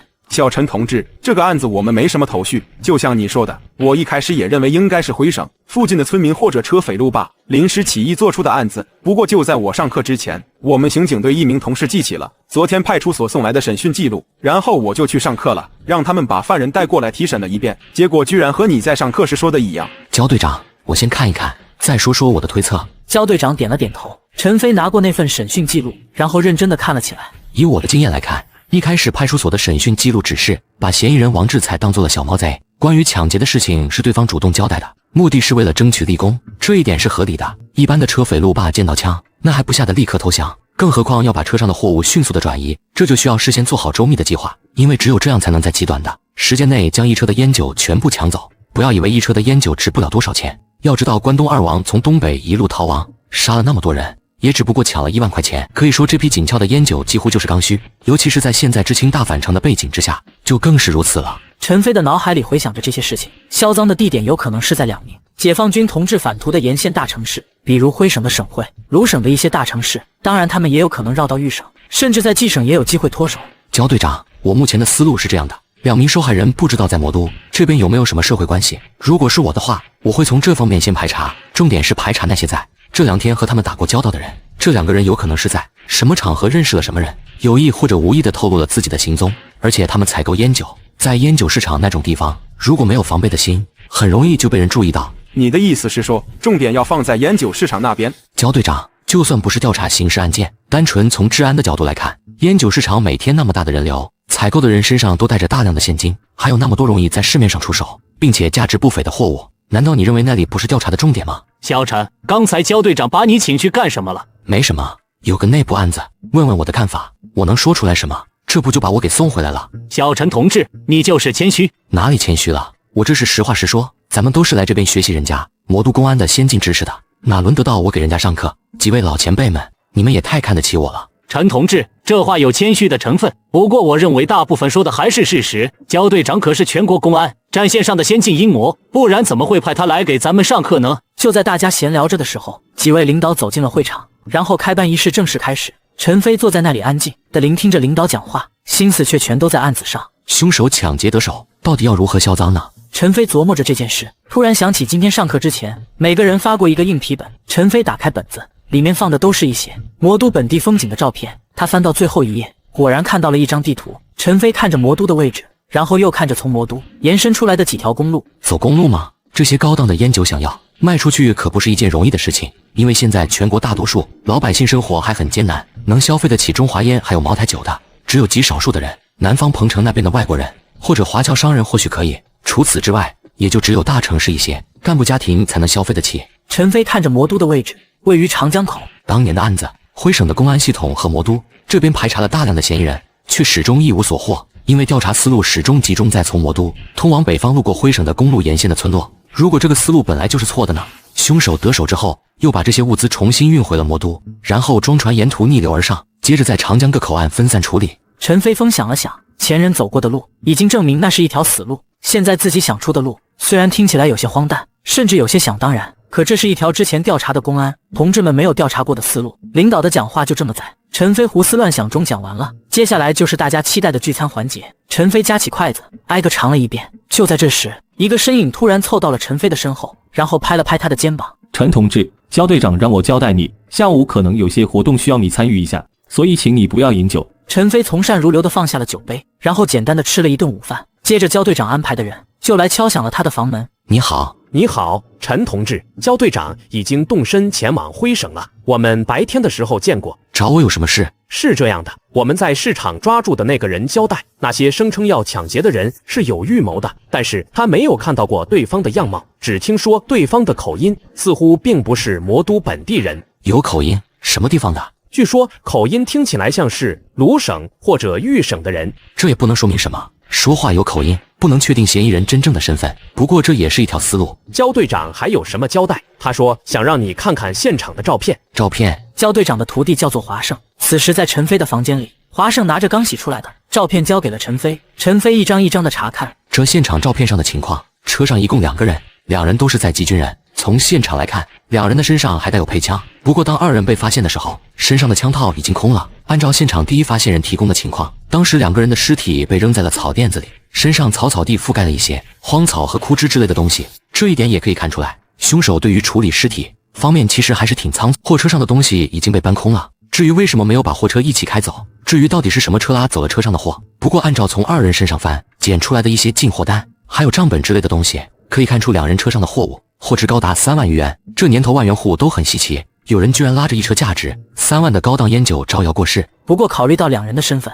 陈飞没有沿着死者的社会关系进行排查。从现场的情况来看，这是一场发生在异地有预谋的案件，但凶手有可能和他们并不认识，只是偶然间发现这2个人身携巨款。但为什么不直接抢钱呢？很有可能他们是在支付货款的时候漏了财。华大哥，麻烦你调查一下烟酒市场那边有谁见过这2个人？那边的商贩肯定不会承认的，你不知道那种地方现在属于灰色地带，上面的风声紧了，公安系统就会打击一波，上面的政策松了，我们也会睁一只眼闭一只眼。我知道，不过那种地方开着货车进出的人应该不多吧？这倒是，基本上都是一些外地的司机，还有就是一些企业驻魔都的代表。就是这些人现在出人命了，他们就算死咬着不说也没有办法。不过什么情况下2个在职的解放军还打？不过没有枪的劫匪呢？你要这么说的话，怎么了？其实有一件事儿倒是很奇怪，因为现场我们并没有看见一些拦车的工作，倒是那辆卡车2侧的玻璃全都打碎了。陈飞连忙拿出照片看了一眼，卡车2侧的玻璃果然都打碎了，而2名死者身上除了刀伤之外，还有一些贯穿伤。凶手不会是从魔都开始就趴在车上吧？怎么可能？如果是身手敏捷的人，未必不可能。陈飞又拿起几张照片看了一下现场的路况，现在的公路情况可不像多年之以后高速公路的路况，说遍地炮弹坑那都是客气了。这年头铁路运输才是主力，公路运输基本上只在城市内部跑一跑，除了部队的车，很少有人开着车跨省跨市的长途作业。陈飞看到照片上车玻璃碎裂的痕迹，又一次想起了自己之前的猜测。凶手如果真的是从那辆卡车的2侧袭击驾驶员和副驾驶的位置，那么他们的身手肯定相当的不错。陈飞想了想，他觉得凶手从水路逃走，然后沿途送货的可能性更大了。华哥，我还是这句话，你觉得身手这么敏捷的人应该是干什么工作的？这个他在飞驰的卡车上，一手抓着车身，一手还拿刀威胁驾驶员。杂技演员吗？还有没有可能是水手？水手？如果顺着这个思路的话，我觉得也许他们的销赃路线是这样的，他们抢劫了一些烟酒，然后打算沿着长江沿岸一路销售。如果我们只把眼睛盯在通往北方的公路沿线，那就等于放开了一个缺口。陈飞仔细地思索了一下自己的思维逻辑。首先，案发现场给他的感觉就是凶手的身手十分的凌厉，水手工作在波涛汹涌的江面上，一个大浪打来能够站稳船身，必然身上的稳定功夫十分了得。而陆地行车也同样如此。那解放车上并不是没有站人的地方，但遇到紧急情况，车上的司机必然猛打方向盘，因为想要甩掉车上的抢匪。这个时候，如果抢劫的劫匪还能稳稳地站在车上，陈飞觉得绝对不是一般人能做得到的。只有在这种情况之下，车上的2个人才有可能在持枪的情况下被人杀害，因为在极短的距离之内，枪支和其他的凶器相比并不占优势。也许是华胜得到了焦队长的某些暗示，陈飞默默地观察着对方，看到对方一开始是疑惑，然后似乎在默默地点头认同自己的观点。华生哥，我也是随便猜猜，您就当听一听不同的想法吧。没有，焦队长走之前专门吩咐我，让我过来问问你的意见。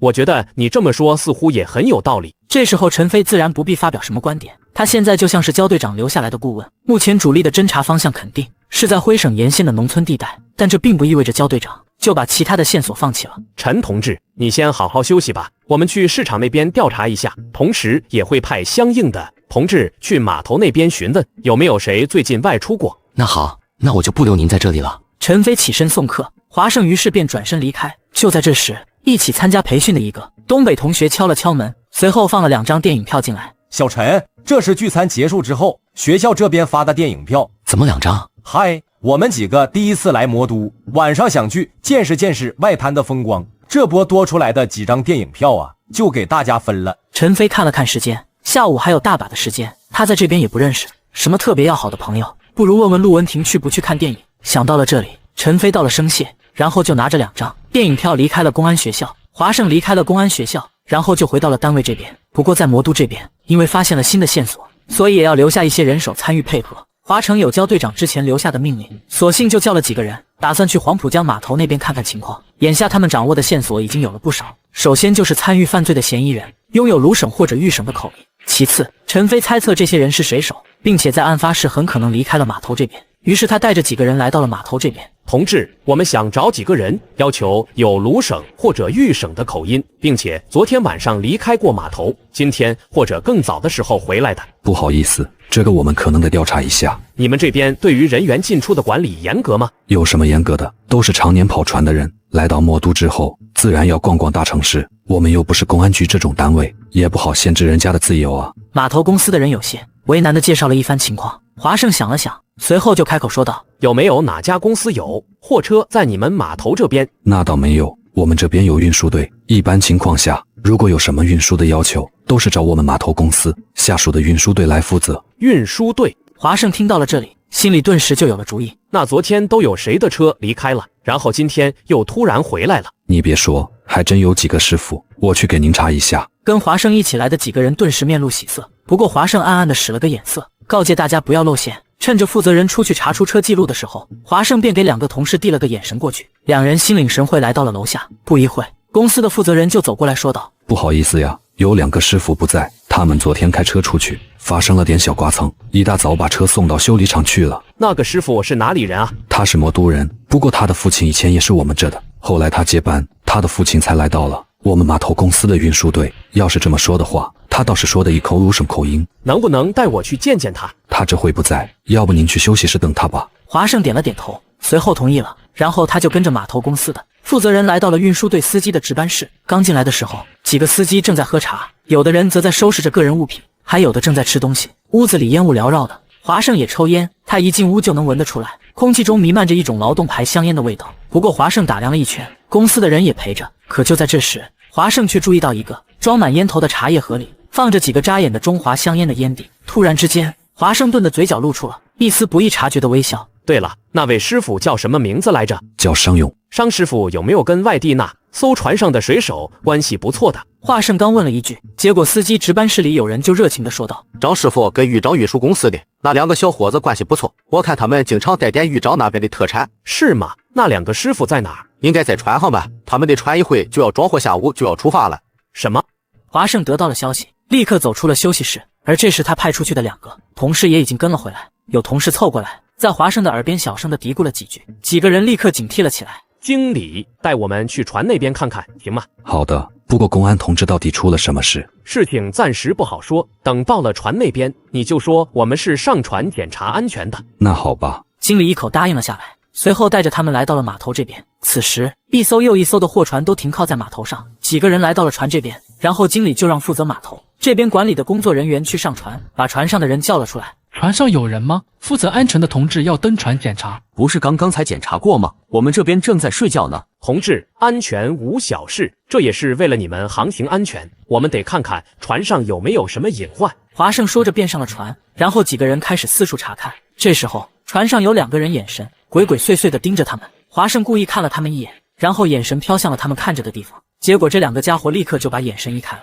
那边是什么？是我们船上存放水手个人用品，还有这一路吃穿用度的船舱。打开让我们看看。同志，都是一些蔬菜肉类之类的，还有一些米面油，没什么好看的。打开给我们看看。同志，先抽个烟。那2个人似乎害怕着什么，立刻走了过来，递了根烟。华胜一眼就看到了，那是一支中华香烟。就在这时，他猛地一个擒拿手，把对方摁倒在了船上。紧接着，跟他一起上船的2名同事也立刻把船上几个水手全都按了。你们干什么？你们自己知道昨天晚上去哪儿了？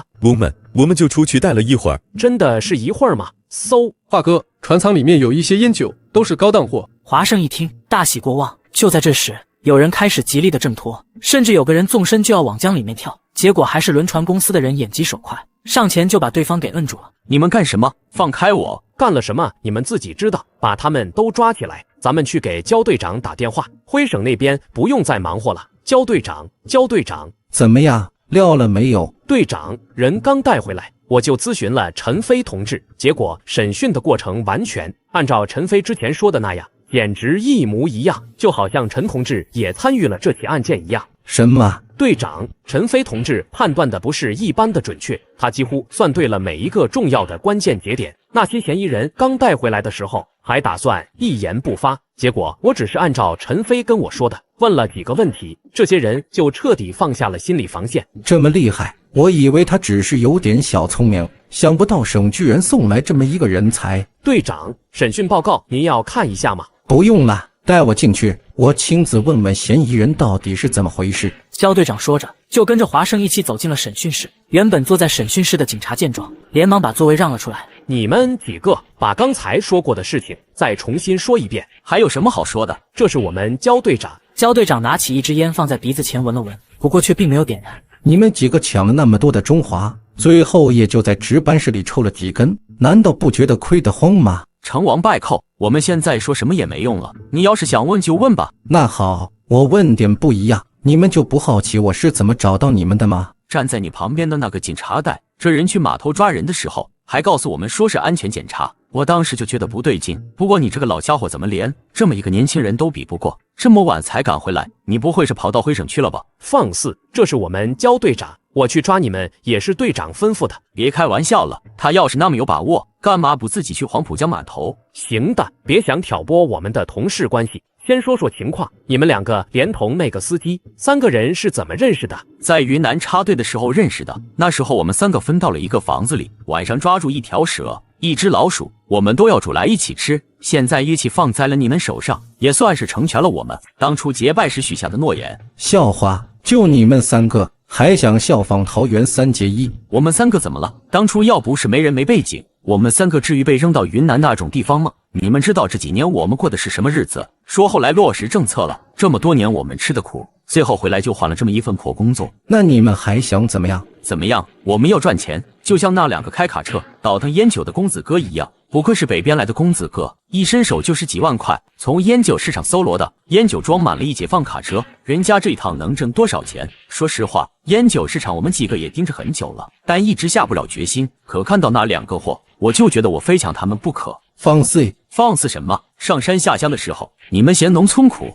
把人往部队里送，我们老百姓的孩子想当个兵，哪有那么容易？现在好了，返程了，最先回来的那些人，哪个不是靠关系？我们几个在那边累死累活，熬了这么多年，最后熬出来个什么结果？你们这是心存不满，报复社会。别跟我说这些，说说你们的犯罪过程。没什么好说的，我们一直在烟酒市场那边想找点机会赚点外快，结果那2个白痴就带着那么1包钱在那里晃的，我们不抢他抢谁？正好我们3个当初一起在云南插队，就从码头那边搞了一辆汽车，一路跟着他们离开了魔都。车子一到灰省的地界，我们就下定决心要抢他们的。我不问你别的，那2个人身上可是带枪的枪呢？我是想留着的，但听说最近查的严，我们就扔进了黄浦江里了。要找你们就自己下去捞吧。你还有船上另一个水手，你们是怎么把车拦下来的？哈哈，好了这么长时间的船，这点本事还没有。我们一手抓着解放卡车的护栏，我这只手就这么拿衣服一抱，然后砰的一拳就把玻璃砸开了，然后就从身上抽出砍刀，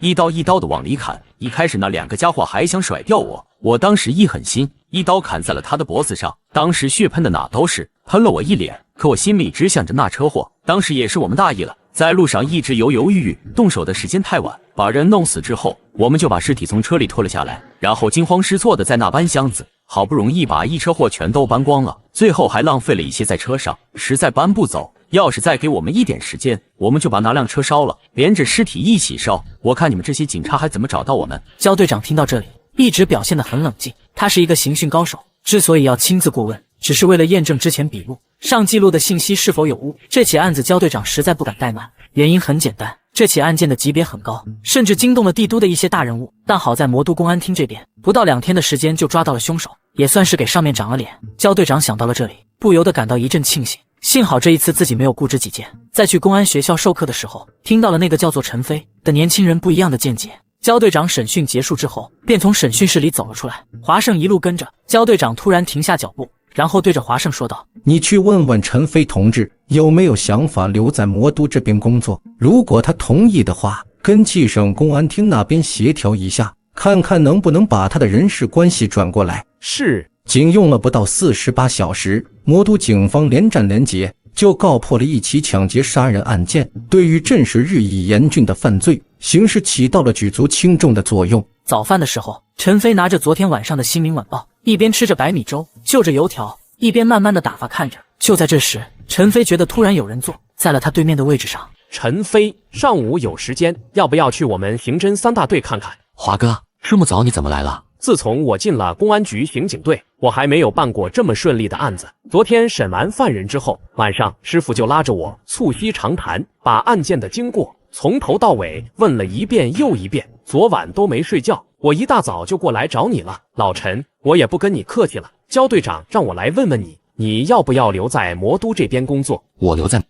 早饭的时候，陈飞拿着昨天晚上的《新民晚报》，一边吃着白米粥，就着油条，一边慢慢的打发看着。就在这时，陈飞觉得突然有人坐在了他对面的位置上。陈飞，上午有时间，要不要去我们刑侦3大队看看？华哥，这么早你怎么来了？自从我进了公安局刑警队，我还没有办过这么顺利的案子。昨天审完犯人之后，晚上师傅就拉着我促膝长谈，把案件的经过从头到尾问了一遍又一遍，昨晚都没睡觉。我一大早就过来找你了，老陈，我也不跟你客气了。焦队长让我来问问你，你要不要留在魔都这边工作？我留在魔都。陈飞一听，不由得犹豫了一下。他现在组织关系隶属继承，眼看着是组织眼中值得培养的人才。如果这个时候嫌贫爱富，跑到魔都这边，恐怕对自己的老领导和原单位都交代不过去。华哥，谢谢你们的好意，这件事我得对得起培养我的单位。你再考虑考虑，你这样的人才要是再回到县公安局就屈才了。没什么屈不屈才的，都是为人民服务。华胜见说服不动陈飞，只能告辞。不过陈飞倒是无所谓，他想去古玩市场见见世面。他出门问了问看门的老大爷，大爷给他指了一个方向。陈飞一路走到了位于虬江路的市场。陈飞进来之后，看见一堆信封，有一个照片。陈飞看着照片上那个女人的长相，似乎有些像陆文婷，一时间不免好奇。老板，带照片的这封信多少钱？这位同志，你叫我老板不是害我吗？我这里的东西都是订好一起卖的，单个不卖。那一堆现在你要是觉得好，1块5全部拿走。1块5，这东西回去卖废品都嫌重。同志你不懂，以前的信件不像现在，有的时候人家情话绵绵，写的露骨的很，买回去说不定能发现几10年前甚至100多年前人们谈恋爱的痕迹，这东西很有意思的。陈飞索性就掏出1块5，拿了一大块信件，然后转身离开了摊位。等到陈飞抱着一堆信封回到疗养院的时候，门卫突然拦住他。刚刚有个女同志给你送来了一些营养品。陈飞看着这些东西，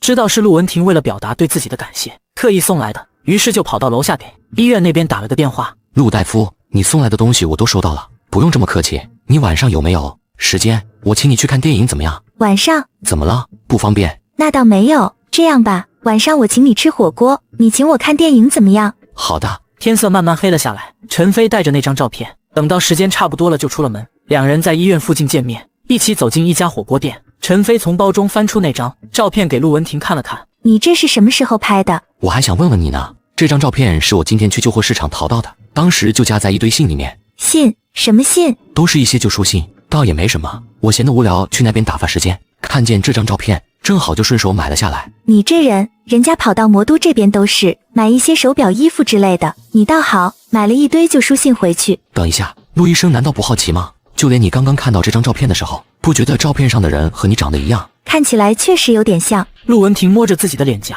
眼睛盯着照片上的那个女人，这也勾起了陆文婷的好奇心。那些信里到底讲了什么？我也不清楚，正好这段时间还得继续疗养，我就研究研究这些信，你看看到底写了些什么。两个人吃过晚饭之后，便一起来到了电影院。两人看完电影后就匆匆告别。第二天，陈飞刚刚起床，门卫老大爷就过来找他。小陈，外面有个同事找你，说是你在平原县的同事。平原县？陈飞觉得诧异，于是匆匆出去迎接。结果他一看到来的人，顿时吃了一惊。王爱民，你怎么来了？别提了，我跟霍局大吵了一架，现在我已经向单位辞职了。什么？其实我打算直接去彭城的，结果一想到你在这边，我就想过来看看。好好的工作，说辞就辞了。老王，那可是公安局的工作呀，你说心里话，你真不后悔？后悔呀，可我话都说出口了，哪有拿出事来还往回做的？我还是不是个老爷们了？你呀，真是死要面子活受罪。我都这样了，你就别说我了。喝酒。陈飞和王爱民喝着喝着酒，事情就说开了。我就是看不得一帮子大佬爷们去欺负人家一个孤儿寡母。你是不知道，人家寡妇带着个闺女从田里捡了些野鸭蛋，然后送到城里来卖。你说这招谁惹谁了？咱们穿个大檐帽上去就要罚款，罚款就算了，还要抓人，还要以什么投机倒把的罪名把人家送进去。你说这还讲理吗？讲理不讲理也不是你说了算的。不过王爱民，我佩服你，你小子有种敢跟霍炬拍桌子。来喝一杯。喝一杯。我跟你说，老陈，我当公安是凭着良心想为人民服务，但现实中遇到的这些操蛋事，我王爱民第一个看不下去。索性这碗饭我不吃了。天地这么大，哪还没有我王爱民一口饭吃？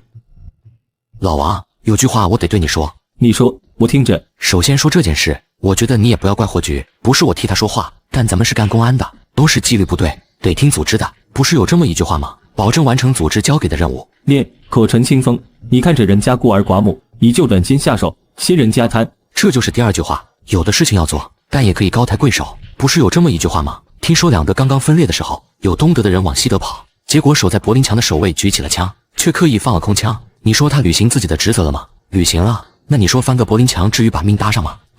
这就是另外一句话了。命令是死的，人是活的，枪口抬高1寸，就有可能改变一个人的一生。起码多年之后想起这件事来，你不会觉得良心不安，你说呢？王爱民张红着脸看着陈飞，却点也说不出话来。老王，话又说回来了，小商小贩我可以放一马，但要遇上关东二王那种人，我宁可自己的命不要了，我也要和他们拼了。老陈，这杯酒我敬你。两人边吃边唠。老王，你有什么打算没有？能有什么打算？现在我连个介绍信都开不出来，能跑到这边找你，已经是格外走运了。那你就去彭城吧。顺便问一句，你身上还有钱吗？钱，我还有2个月的工资，剩下的都交给家里了，我也不敢跟家里说，怕父母担心。那正好，听说中华香烟全国都很好卖，尤其在南方那边，中华香烟和大前门都是可以拆开按个卖的。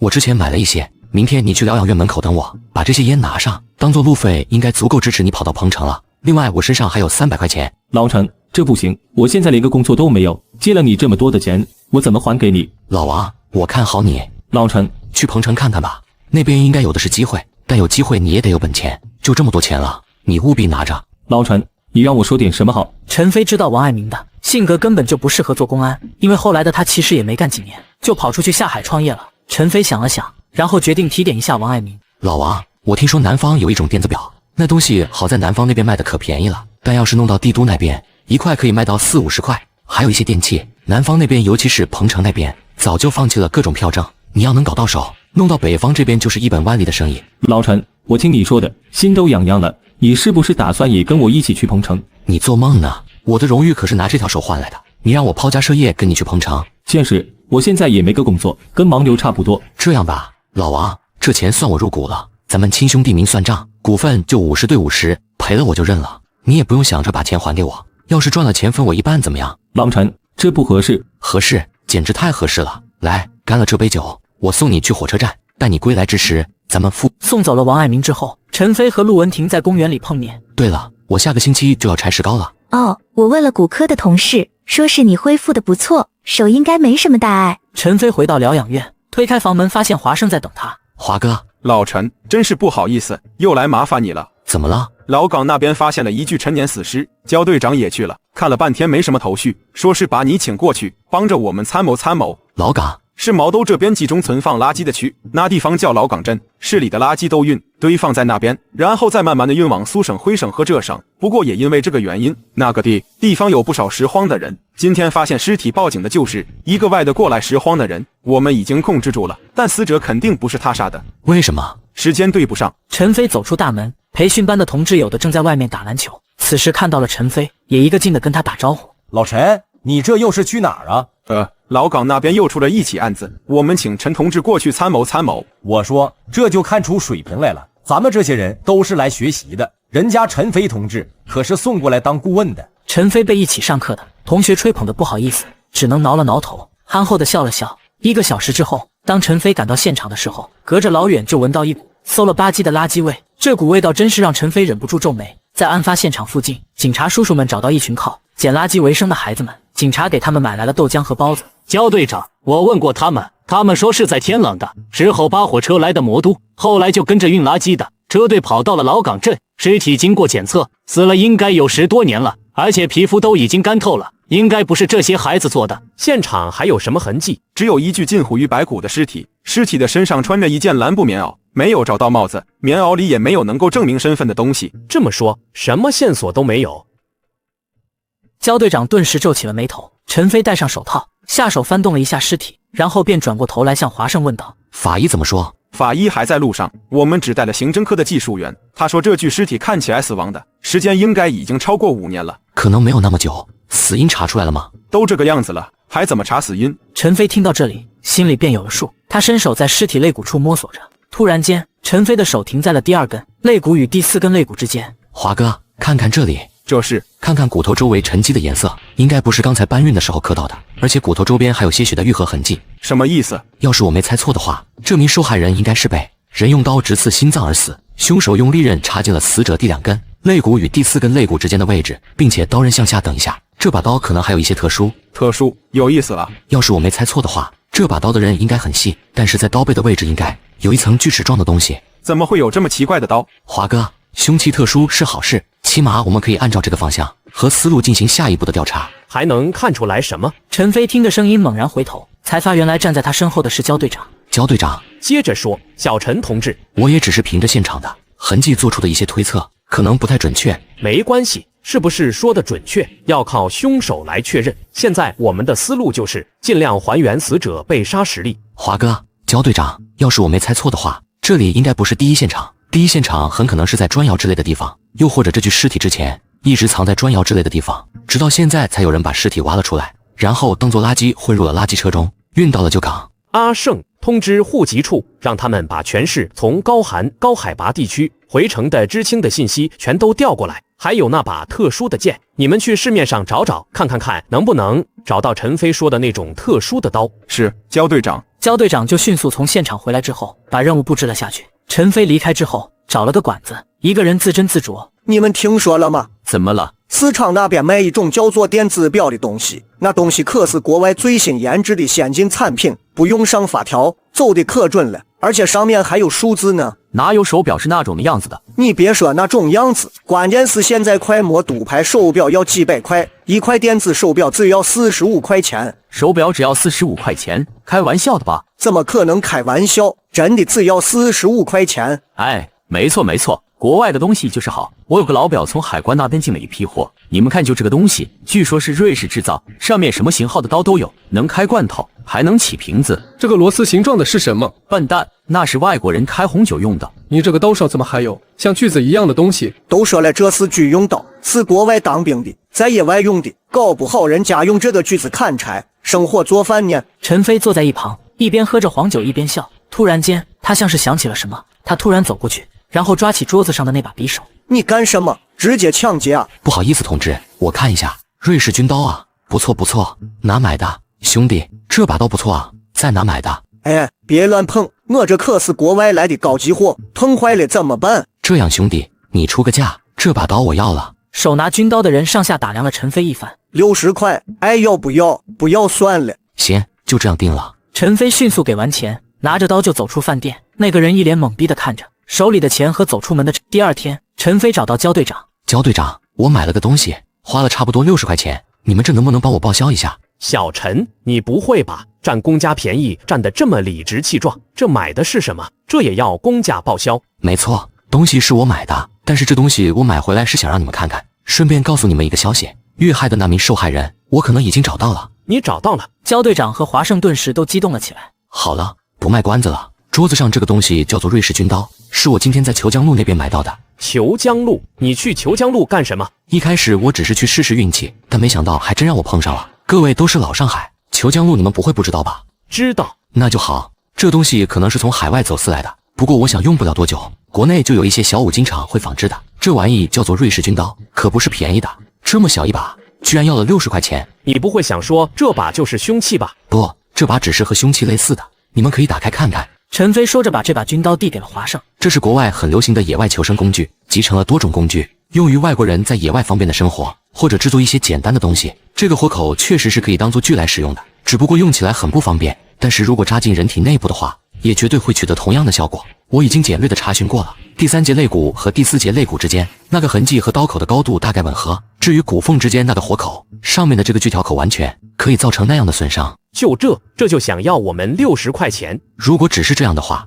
这60块钱我自己就掏了。问题是我在虬江路打听到一件事。什么事儿？几年前曾经有人把一把差不多的军刀放在虬江路寄卖，但后来却把东西拿走了。老板是识货的，知道那东西是古董瑞士军刀，所以一直惦记着。当然了，那把刀当时能卖到1000块，我这把可没法比。不会吧？哈哈，那个老板甚至还记得，那个卖家叫李大光，是上海人，毕业之后插队到了青海的农场，不过据说曾经好几次跑回来过，有一次还是你们警察局的人带人去抓的。不过那几年的档案估计很混乱，我没有查到这条信息。等一下，光是这样还不能证明死者就是李大光吧？对，不过今天我回来的早，已经给青海那边的公安打了电话咨询过了，他们说最早来那边的一批上海知青的确领过一批毛皮制作的皮大衣，那一批皮大衣用的都是珍贵的狐狸皮，当时青海那边很重视这些知青，所以配发的物资很好。后面几批皮料的质量有所下降，你们看那件大衣当时从垃圾堆里被扒出来，在垃圾堆里埋了那么久，依旧是皮光水滑，所以我敢肯定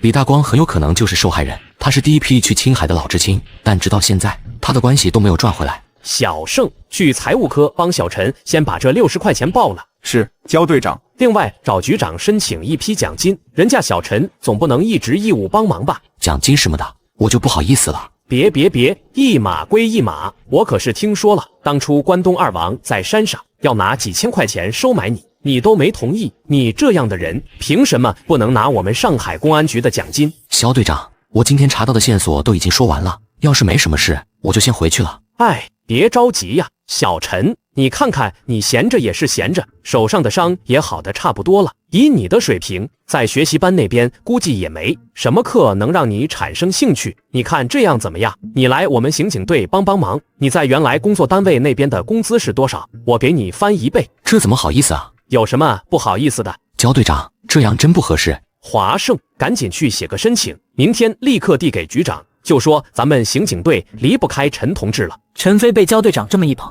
也不好意思这么早回去了，于是就跑到了法医部门。小陈，这么晚了还来看尸体，你不害怕吗？怕什么？心里又没鬼。不过焦队长，想要证明死去的人就是李大光，最好的办法就是检查一下他身上有没有骨折或者受伤的痕迹。要是没有呢？那我们就不走运了。陈飞打开太平间，到一具骨头旁边，拿起一个头骨仔细观察。焦队长感到有些瘆人。小陈，差不多就行了，要不咱们明天再来。队长，能不能把这颗头骨清理一下？我想看看牙齿本来的颜色。什么意思？陈飞捣鼓了一下头骨，这是怎么回事？我要是没猜错的话，这是4环素牙。4环素牙可能在上海这边不常见，但在我们那边牙齿呈现这个颜色的人并不少见。4环素是一种抗生素，可以用来治疗鼠疫、布鲁氏病、霍乱河、秃热病这些病，在草原地区很常见，在我们平原县也曾经闹过几次，不过规模都很小。但是在草原那种地方，野生动物不可避免，土拨鼠的身上就带着鼠疫，野兔子身上也会传播这种疾病，还有布鲁氏病，宰杀牛羊的时候特别容易感染。你的意思是说，看看李大光有没有得过布鲁氏病或者相关的疾病，如果那边反映他有用过4环素之类的药物，那我觉得这具尸体可以基本上确定就是他的。次日，陈飞还在睡梦中，就被敲门声敲醒。陈哥，你真是绝了！怎么了？我们可以100%的肯定，死的那个就是李大光。今天一大早，焦队长就安排我去李大光的家中拜访。他们家里人说，那家伙5年前曾经回来过一次，是从农场偷跑过来的。当时他跟家里人说要去国外，说是农场那边实在受不了了，于是家里人就给他准备了一笔。他在虬江路那边收购了一些稀罕的玩意儿，打算一路变卖离开上海。这几年也一直没有跟家里联系。等一下，你说李大光的尸体100%的确定是什么意思？嗨，李大光的妈说，小时候抱他的时候，曾经把他摔过一下，脑袋这边有个坑。长大了之后，如果不是特意去摸，一般人肯定察觉不了。我们联系了局里的法医专家，摸了之后发现果然在相同的位置有一个坑。那看来死的人应该真的是他了。现在就要看凶手是谁了。凶手确实是个麻烦，5年前的时候还没有相关政策，有知青跑过来，然后想要逃到国外也是常有的事情。以前最乱的时候，有些打死了人的，就知道往缅甸那块跑，甚至还有人去那边搞出来个游击队。那些都是老黄历了。我觉得这样，华哥，你先跟李大光之前的单位联系一下，问问他在那边有什么亲朋好友，上海这边的关系也要梳理一下。我们先要把死者的关系网搭建起来，看看他回来之后最有可能联系谁，或者有没有跟谁结仇的可能。好，小陈啊，你说话的口气跟焦队长一模一样，真没看出来。你这么年轻，经验却这么丰富，简直就像刑警队长一样。别开我玩笑了，华生哥。小陈，还有这个，你签收一下，数一数对不对？这是干什么？奖金嘛，你之前抓住了关东二王，单位没有把奖金给你吗？奖金是给老百姓的，我们当公安的抓住那些穷凶极恶的犯罪分子不是应该的吗？所以啊，你现在来我们这边，我们当然要给奖金了。毕竟在上海这边，你也算是老百姓的身份，安心的拿着吧。这2天我们恐怕还要麻烦你呢。陈飞推辞不过，只能答应收下。陈飞和华胜来到中学，老师傅，70年那一届，你们这里的学生是都去了青海吧？70年那一届，你们这里是不是有一个叫李大光的？大爷，你还记得呀？记得，学校里那么多孩子，就说这个李大光最调皮，可惜那一届赶的时候不好，毕业之后全都去了青海。他们后来有回来的吗？回来了几个，还来学校这边见过老师。您知道怎么联系那些人吗？大爷沉默了一会，突然像是想起了什么，随后从记事本中翻出了一个地址。以前学校去他们家慰问过，我就记得这么一个地址，这么多年来也不知道搬没搬家，你们试试看吧。两人拿到地址，挨家挨户问。北大光，对，他回上海了，你知道吗？不可能，这家伙不像我们这些人死了都要回来。为什么？李大光在那边有个相好的藏族女孩叫卓玛，这家伙刚去的时候也和我们一样，经常往回跑，那段时间没啥被抓到，抬上去戴高帽做检查，但后来场站里把他和卓玛分到了一起，那家伙就彻底被人家迷住了。你的意思是说李大光在那边有对象了？对，不过少数民族的姑娘可不像咱们汉族人扭扭捏捏的，人家喜欢就是喜欢，不喜欢就是不喜欢，咱们这边的女的喜欢藏着掖着。等一下，你在青海那边跟李大光是一个单位的吗？不是，他在农一师，我在农二师，我们2个1年也见不了一面，偶尔也只是从同乡那里听一下他的消息。原来是这样，所以你觉得李大光没有回上海，是吗？这个要不你问问他在一师的同学。说着给陈飞一个新地址，两人又赶到新的地址。不好意思啊，请问你认识李大光吗？我认识。能不能跟我们介绍一下他的情况？我跟李大光虽然是同学，也都在农艺师，但我们不熟的。说话的人叫严伯达，是个残疾人。我听说他有一个藏族女朋友叫卓玛，对吗？对。那个姑娘怎么样？你知道她的下落吗？卓玛死了。你说啥？我们回城的时候，当时从上海来的这些人什么都不顾了，大家只想着尽快上车。然后那天又暴风雪，卓玛舍不得农场的羊群，就跑去想要把羊群带回羊圈，结果一场大雪下来，他被冻死了。你说啥？这件事我觉得很大的，责任要算在李大光的身上。你的意思是说李大光害死了卓玛？只能说跟他有关系，他是卓玛的男朋友，你说他怎么不去把羊群带回来？陈飞感觉到哪里不对劲，开口便问：你这腿是怎么了？在青海插队的时候弄残的，我这是工伤，回来之后上面还挺关照我，让我在楼下的街道工厂工作。那你这条件还可以，我今天也拜访了你其他的同学，他们可都还没有工作呢。有一口吃的就算了，我都这样了，还能指望什么？对了，能不能问问你最后一次见到李大光是什么时候？应该就是回城的时候吧，我记得当时有很多人都想跑回来，场面很混乱，说不定他也爬上了那趟火车。不过他们不像我，回来的时候都有正规的手续，没手续的话，我也找不到他们到底在哪。眼看着华生问不下去了，陈飞就使了个眼色，跟着华胜一起退出来。等他出来的时候，华胜还在一阵感慨，有一个喜欢他的藏族姑娘，那家伙居然一声不吭的就跑回来，宁可当盲流也不回青海。华哥，这说不定只是严伯达的一面之词，刚才的那番话我听出来，这家伙似乎对李大光有很深的恨意。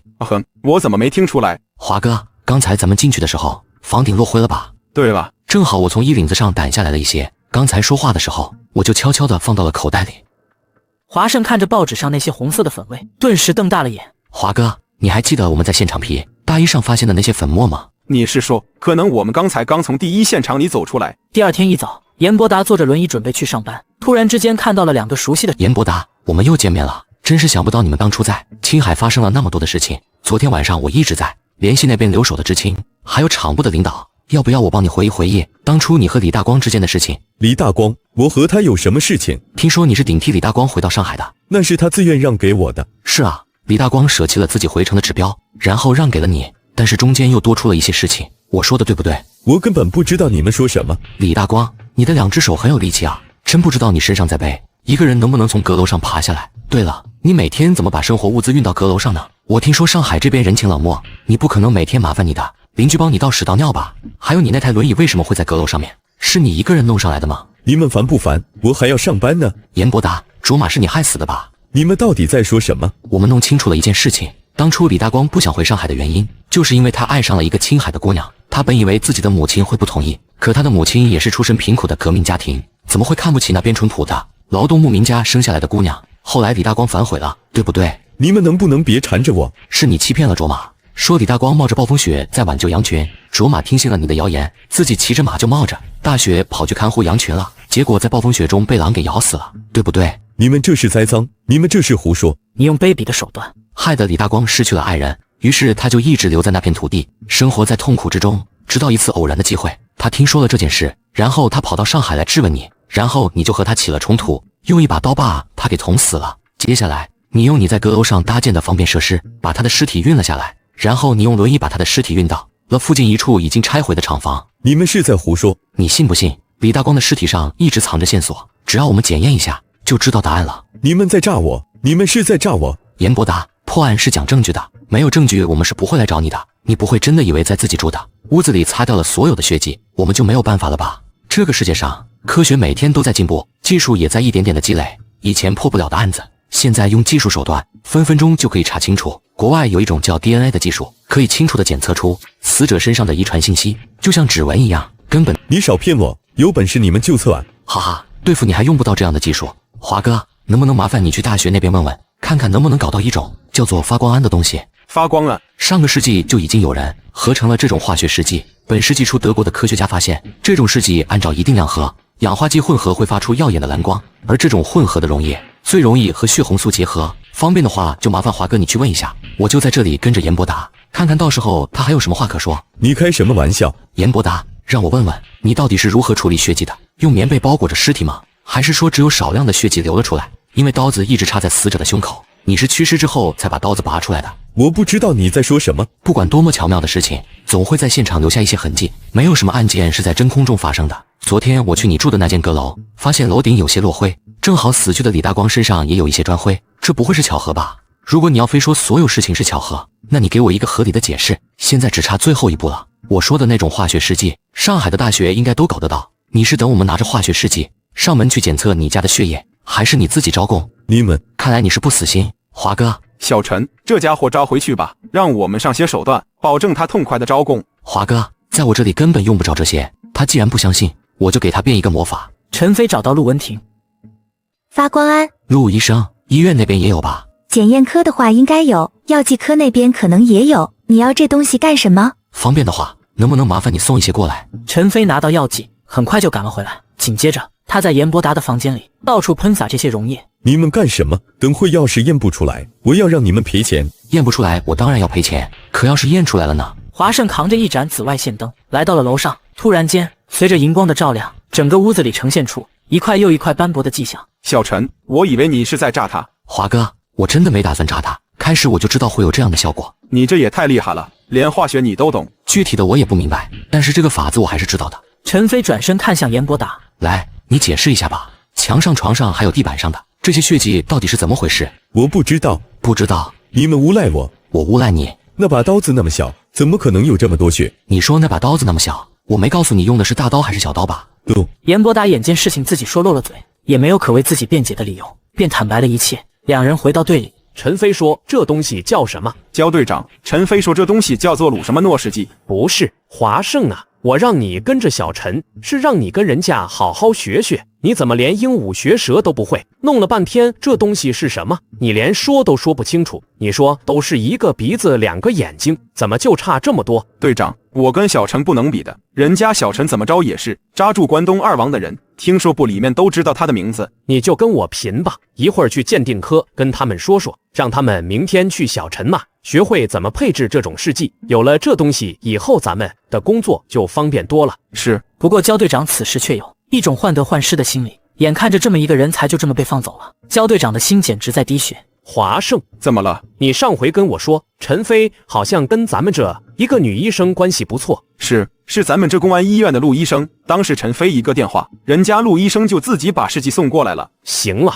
我知道了。对了，抽时间你买几张电影票给陆医生送过去。算了，还是跟小陈送过去吧。陆医生那边，你以咱们3大队的名义写封表扬信。不是，队长，帮咱们破案的可是陈飞啊。我知道，你小子怎么那么不开窍，想把陈飞留下来，你不还得靠着人家陆大夫吗？赶紧去忙你的吧。陈飞不知道自己又一次被焦队长算计了。学习班那边，他也认识了不少朋友。小陈，你年纪小，我们就托大当一回大哥，以后有机会来东北，定得联系我吗？我就喜欢东北人的爽快。我陈飞长这么大，别的没学会，就是不知道什么叫客气。哎，这就对了。第二天，陈飞找出几个能看得见收信地址的信封，准备出去看看。小陈，干啥去呀？乔大哥，出去逛逛，顺便给家里买点纪念品。那正好，我跟你一块去呗。说话的是来自晋省的乔大哥，陈飞也不好推辞，于是就一起出了门。乔大哥，一会到了城隍庙附近，我还有点事，方便吗？要是有事你就去办，要是能用得着我跟你一起去也行。这个其实也行。那走，我跟你一起去逛逛，反正我在这边也不认路。老弟，你是来走亲戚吗？这上门不买点东西也不合适，要不我去买几个黄桃罐头吧。老乔，这是干啥？我又不是来找亲戚的，说白了就是出来玩的。婉儿，你找的这地方有什么好玩的？实不相瞒，这地方有个地址你也看见了。我其实前一阵子去秋江路买了一些古玩和信件之类的东西。我们晋省那边有的是，以前斗地主老财的时候，拿东西都被兄弟们拿回家当家用了。你要是喜欢，哪天我回老家帮你问问。乔大哥，要是你家有亲戚，家里有这东西，赶紧留好，以后搞不好要发财的。我其实就是图个乐，这不去那地方，我也没有买玉器，也没有买瓷器，也就是买了一些不知道从哪里流出的信件。信里面有一张照片，我觉得照片上那个女的挺好看的，就过来打听一下。老弟，你这是想搞对象？乔大哥，别笑话我了。照片上那个女的就算现在还活着，怎么着也得有5、60了。说白了，我就是偶然间得到这些信件，觉得跟信件的主人有缘，所以就想看看信的主人现在过得怎么样。原来是这样。是啊，来到这么个人生地不熟的地方，自己找点乐趣终归是好的。两人一路找，终于在一处里弄里找到了那个地址。你找哪个？你好，大哥，这些信件你见过吗？对方愣了一下，然后接过陈飞手上拿出来的一封信。哟，不会是以前住在这里的人吧？那家人搬走了。搬走了？什么时候搬走的？好久了吧。以前这家住着5口人，1对夫妻，那个男的是我们单位的，这里的房子也是我们单位的。后来那个男的犯了点错误，当时就要被带走，女的听说也一起跟着去了。3个小孩没人照顾，好可怜的，尤其是最小的那个，当时还在襁褓之中。那你知道那3个孩子现在在哪吗？这个最大的那个大哥现在应该在提篮桥，80年那一年搞投机倒把，犯了点错误进去的。剩下的那个小妹好像在56路公交车上卖票吧。最小的那个孩子不知道去哪。陈飞听后心里咯噔一下。出来后，他们一起上了公交车，找到一个售票员问起这件事情。你是说许金花吧？金花，他有个哥哥叫许志勇，以前是知青，回来之后不学好，搞投机倒把，现在进了提篮桥。我倒是没有听说金花还有个妹妹。那我们能见她一面吗？金花，外面有2个同志找你。突然间从办公室里出来了一个戴着套袖、穿着蓝布上衣的女人。你们是？您好，我们是从外省出差过来的，偶然得到了一些信件，可能和你有关，所以就一路找了过来。信？什么信？说着，陈飞就把信放到许金花面前。这是我妈，是我妈妈的笔记。那真是太好了，现在物归原主。不过这些信里还有一张照片，你记得照片是谁的吗？照片长什么样？陈飞又拿出一张照片交给他看。那是我大姨。你大姨？我大姨嫁去了香港呢。许金花同志，我听说你还有一个妹妹，是吗？那个妹妹是大姨的孩子，开始前寄养在我们家的，但1岁的时候我们家遇到了别人，妹妹和我还有大哥被赶了出来，然后就被分开了。你知道我妹妹在哪？这个我认识一个女人，跟照片上的那个女人长得几乎一模一样，但我不确定她是不是你的妹妹。你有时间吗？我带你去见她吧。陈飞带着许金花来到医院，刚一进门，陆医生就热情地跟他打招呼，陈飞却将他拉到一边。陆医生，能不能问你一个涉及隐私的问题？怎么今天说话这么奇怪？我想问的是，你母亲有没有跟你说过你身世的事情？身世？你还记得那张照片吧？我不知道这件事应不应该告诉你，不过照片上的那个女人长得跟你很像，难道你就不奇怪吗？陆文婷听到陈飞的疑问，顿时心里也产生了怀疑。那边的那个人有可能是你的姐姐，要是你愿意的话，就和她过去聊一聊吧。如果你不想回应的话，我就跟她说是我自己搞错了。等一下，怎么了？其实我从小到大一直有一种预感，但是我不能这样，我不能接受突然的这种安排。陆大夫，我带他们来，不是说定要让你离开现在的父母或者怎么样，毕竟他们也有和亲人团聚的权利。我问过他们的事情了，他们这些年过得很辛苦。当年的事情，并非是你被父母遗弃了，只不过有些事情真的是造化弄人。陆文婷犹豫了许久，她看着陈飞，陈飞却突然说道：“我不如跟你说说我的事情吧。”什么？小的时候，家里就让我一定要照顾好弟弟妹妹。以前家里穷，过年吃肉的时候，我只能吃弟弟妹妹咬不动的肉皮，甚至做新衣服，我也只能穿我父亲剩下来的衣服。家里有的布票都是给弟弟妹妹做新衣服。我本来也觉得我是家里的长子，这些都是我应该做的。但是自从我上班之后，家里要求以后我要负担弟弟妹妹读书，乃至于成家立业的所有开销，我才开始怀疑。然后我逐渐发现，原来我和我的父母和弟弟妹妹长得都不一样。陈飞，我说这些其实从来没有跟别人说过，我只是觉得，如果你也有同样的遭遇，我们算是同病相怜。但听你的语气，也许你的养父母对你不错，其实我的养父母对我也还行。但有些事情，直到多年之后才会明白，不管他们对我付出了多少，但他们的内心深处其实还是有私心，希望我为他们家的后代做出一些牺牲。没有谁愿意被当作他人的附属品。陆文婷在听完陈飞讲述自己的遭遇之后，便改变了主意。下午的时候，陆文婷和许金花坐在公园的长凳上，而陈飞和乔大哥则坐在不远的地方，安静地看着他们。想不到跟你出来，还能帮人家一家人团聚。其实我也没想到，我只是顺藤摸瓜，找到了一些让我感兴趣的线索而已。小陈，你好像对破案这种事情天生就比较敏感，不知道你有没有兴趣帮我解决一个难题？乔大哥，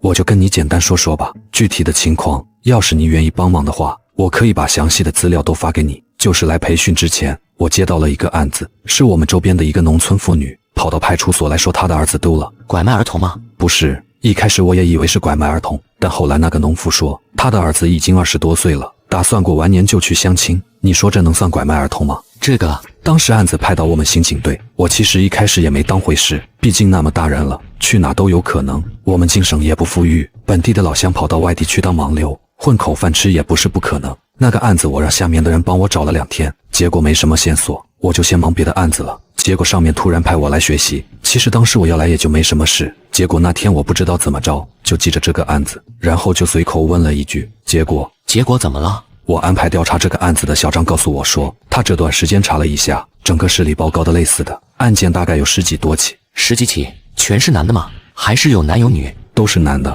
而且都是那种怎么说，算是气宇轩昂的男的。我之前接手的那个案子，受害人身高1.8米，剩下的几起身高最低也在1.75米左右。这些人基本上都是成年人，年纪最小的那个虽然上高中了，可是他上学本来就晚。我就奇了怪了，一群青壮年男子怎么还能突然失踪了呢？乔大哥，你的怀疑是什么？你看，现在知青都在陆续返城，城里的治安也不好，我怀疑这些人会不会聚在一起搞什么事情。前些子内蒙的那个案子你知道吗？听说了，全国通报啊，一群流氓就这么把人家姑娘堵在了屋子里，反复的，这和日本鬼子有什么区别？两人正说着，陆文婷和许金花走了过来。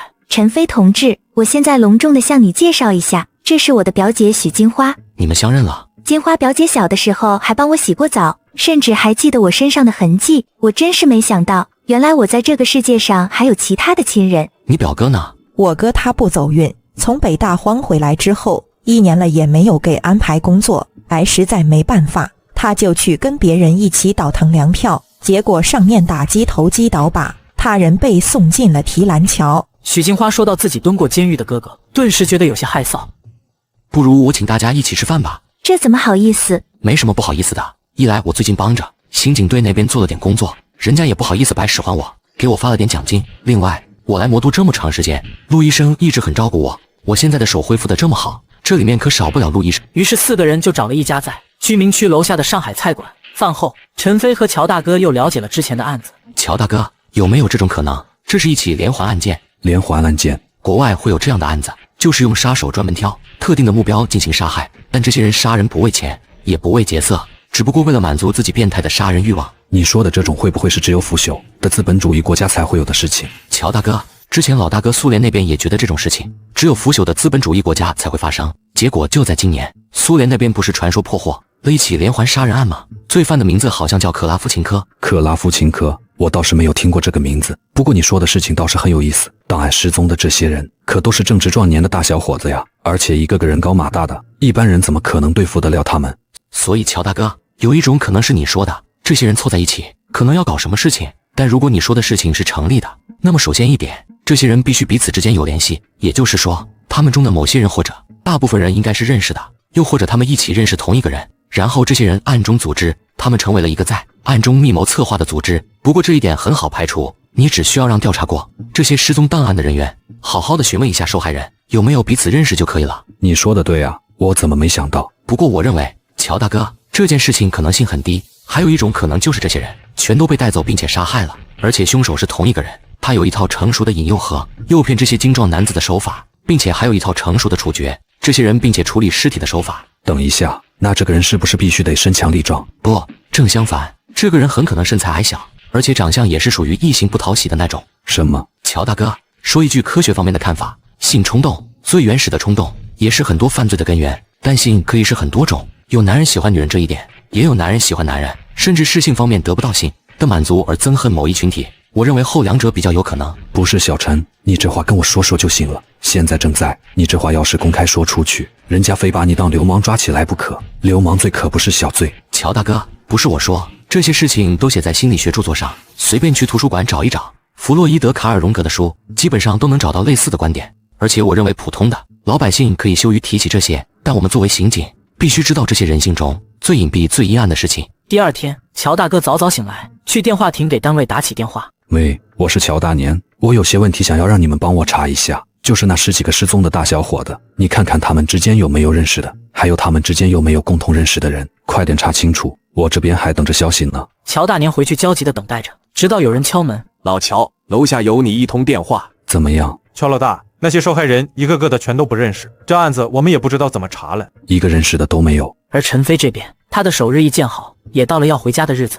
很多人都来送他。下了车，第一站就回到县公安局，领导立刻把他叫来办公室。领导，陈飞同志，你还会写论文呀？啊，这是首都那家医学杂志寄来的样刊，他们把电话打到了市局那边，市局又把电话转到了我们这里。说实话，当时市局还问我们，你们县公安局的陈飞同志在首都的杂志上发表了一篇论文，这种事情怎么市局也没有得到通知？说实话，当时我都不知道该怎么解答。霍局，我在沪上的时候，配合那里的公安同志调查了几个案子，不过还没来得及向您汇报。哈哈，幸亏人家杂志社联系了我们，不然我们都不知道，原来你在沪上的时候还帮过人家那边的公安局同志那么大的忙。陈飞同志，市局那边向咱们平原县公安局转达了他们的意愿，他们希望把你的组织关系调到市局去。陈飞屁股还没坐热，结果却突然听到了这个消息。领导，陈飞同志，不是我不想留你，实在是古城市更需要你这样有经验有能力的同志。局长，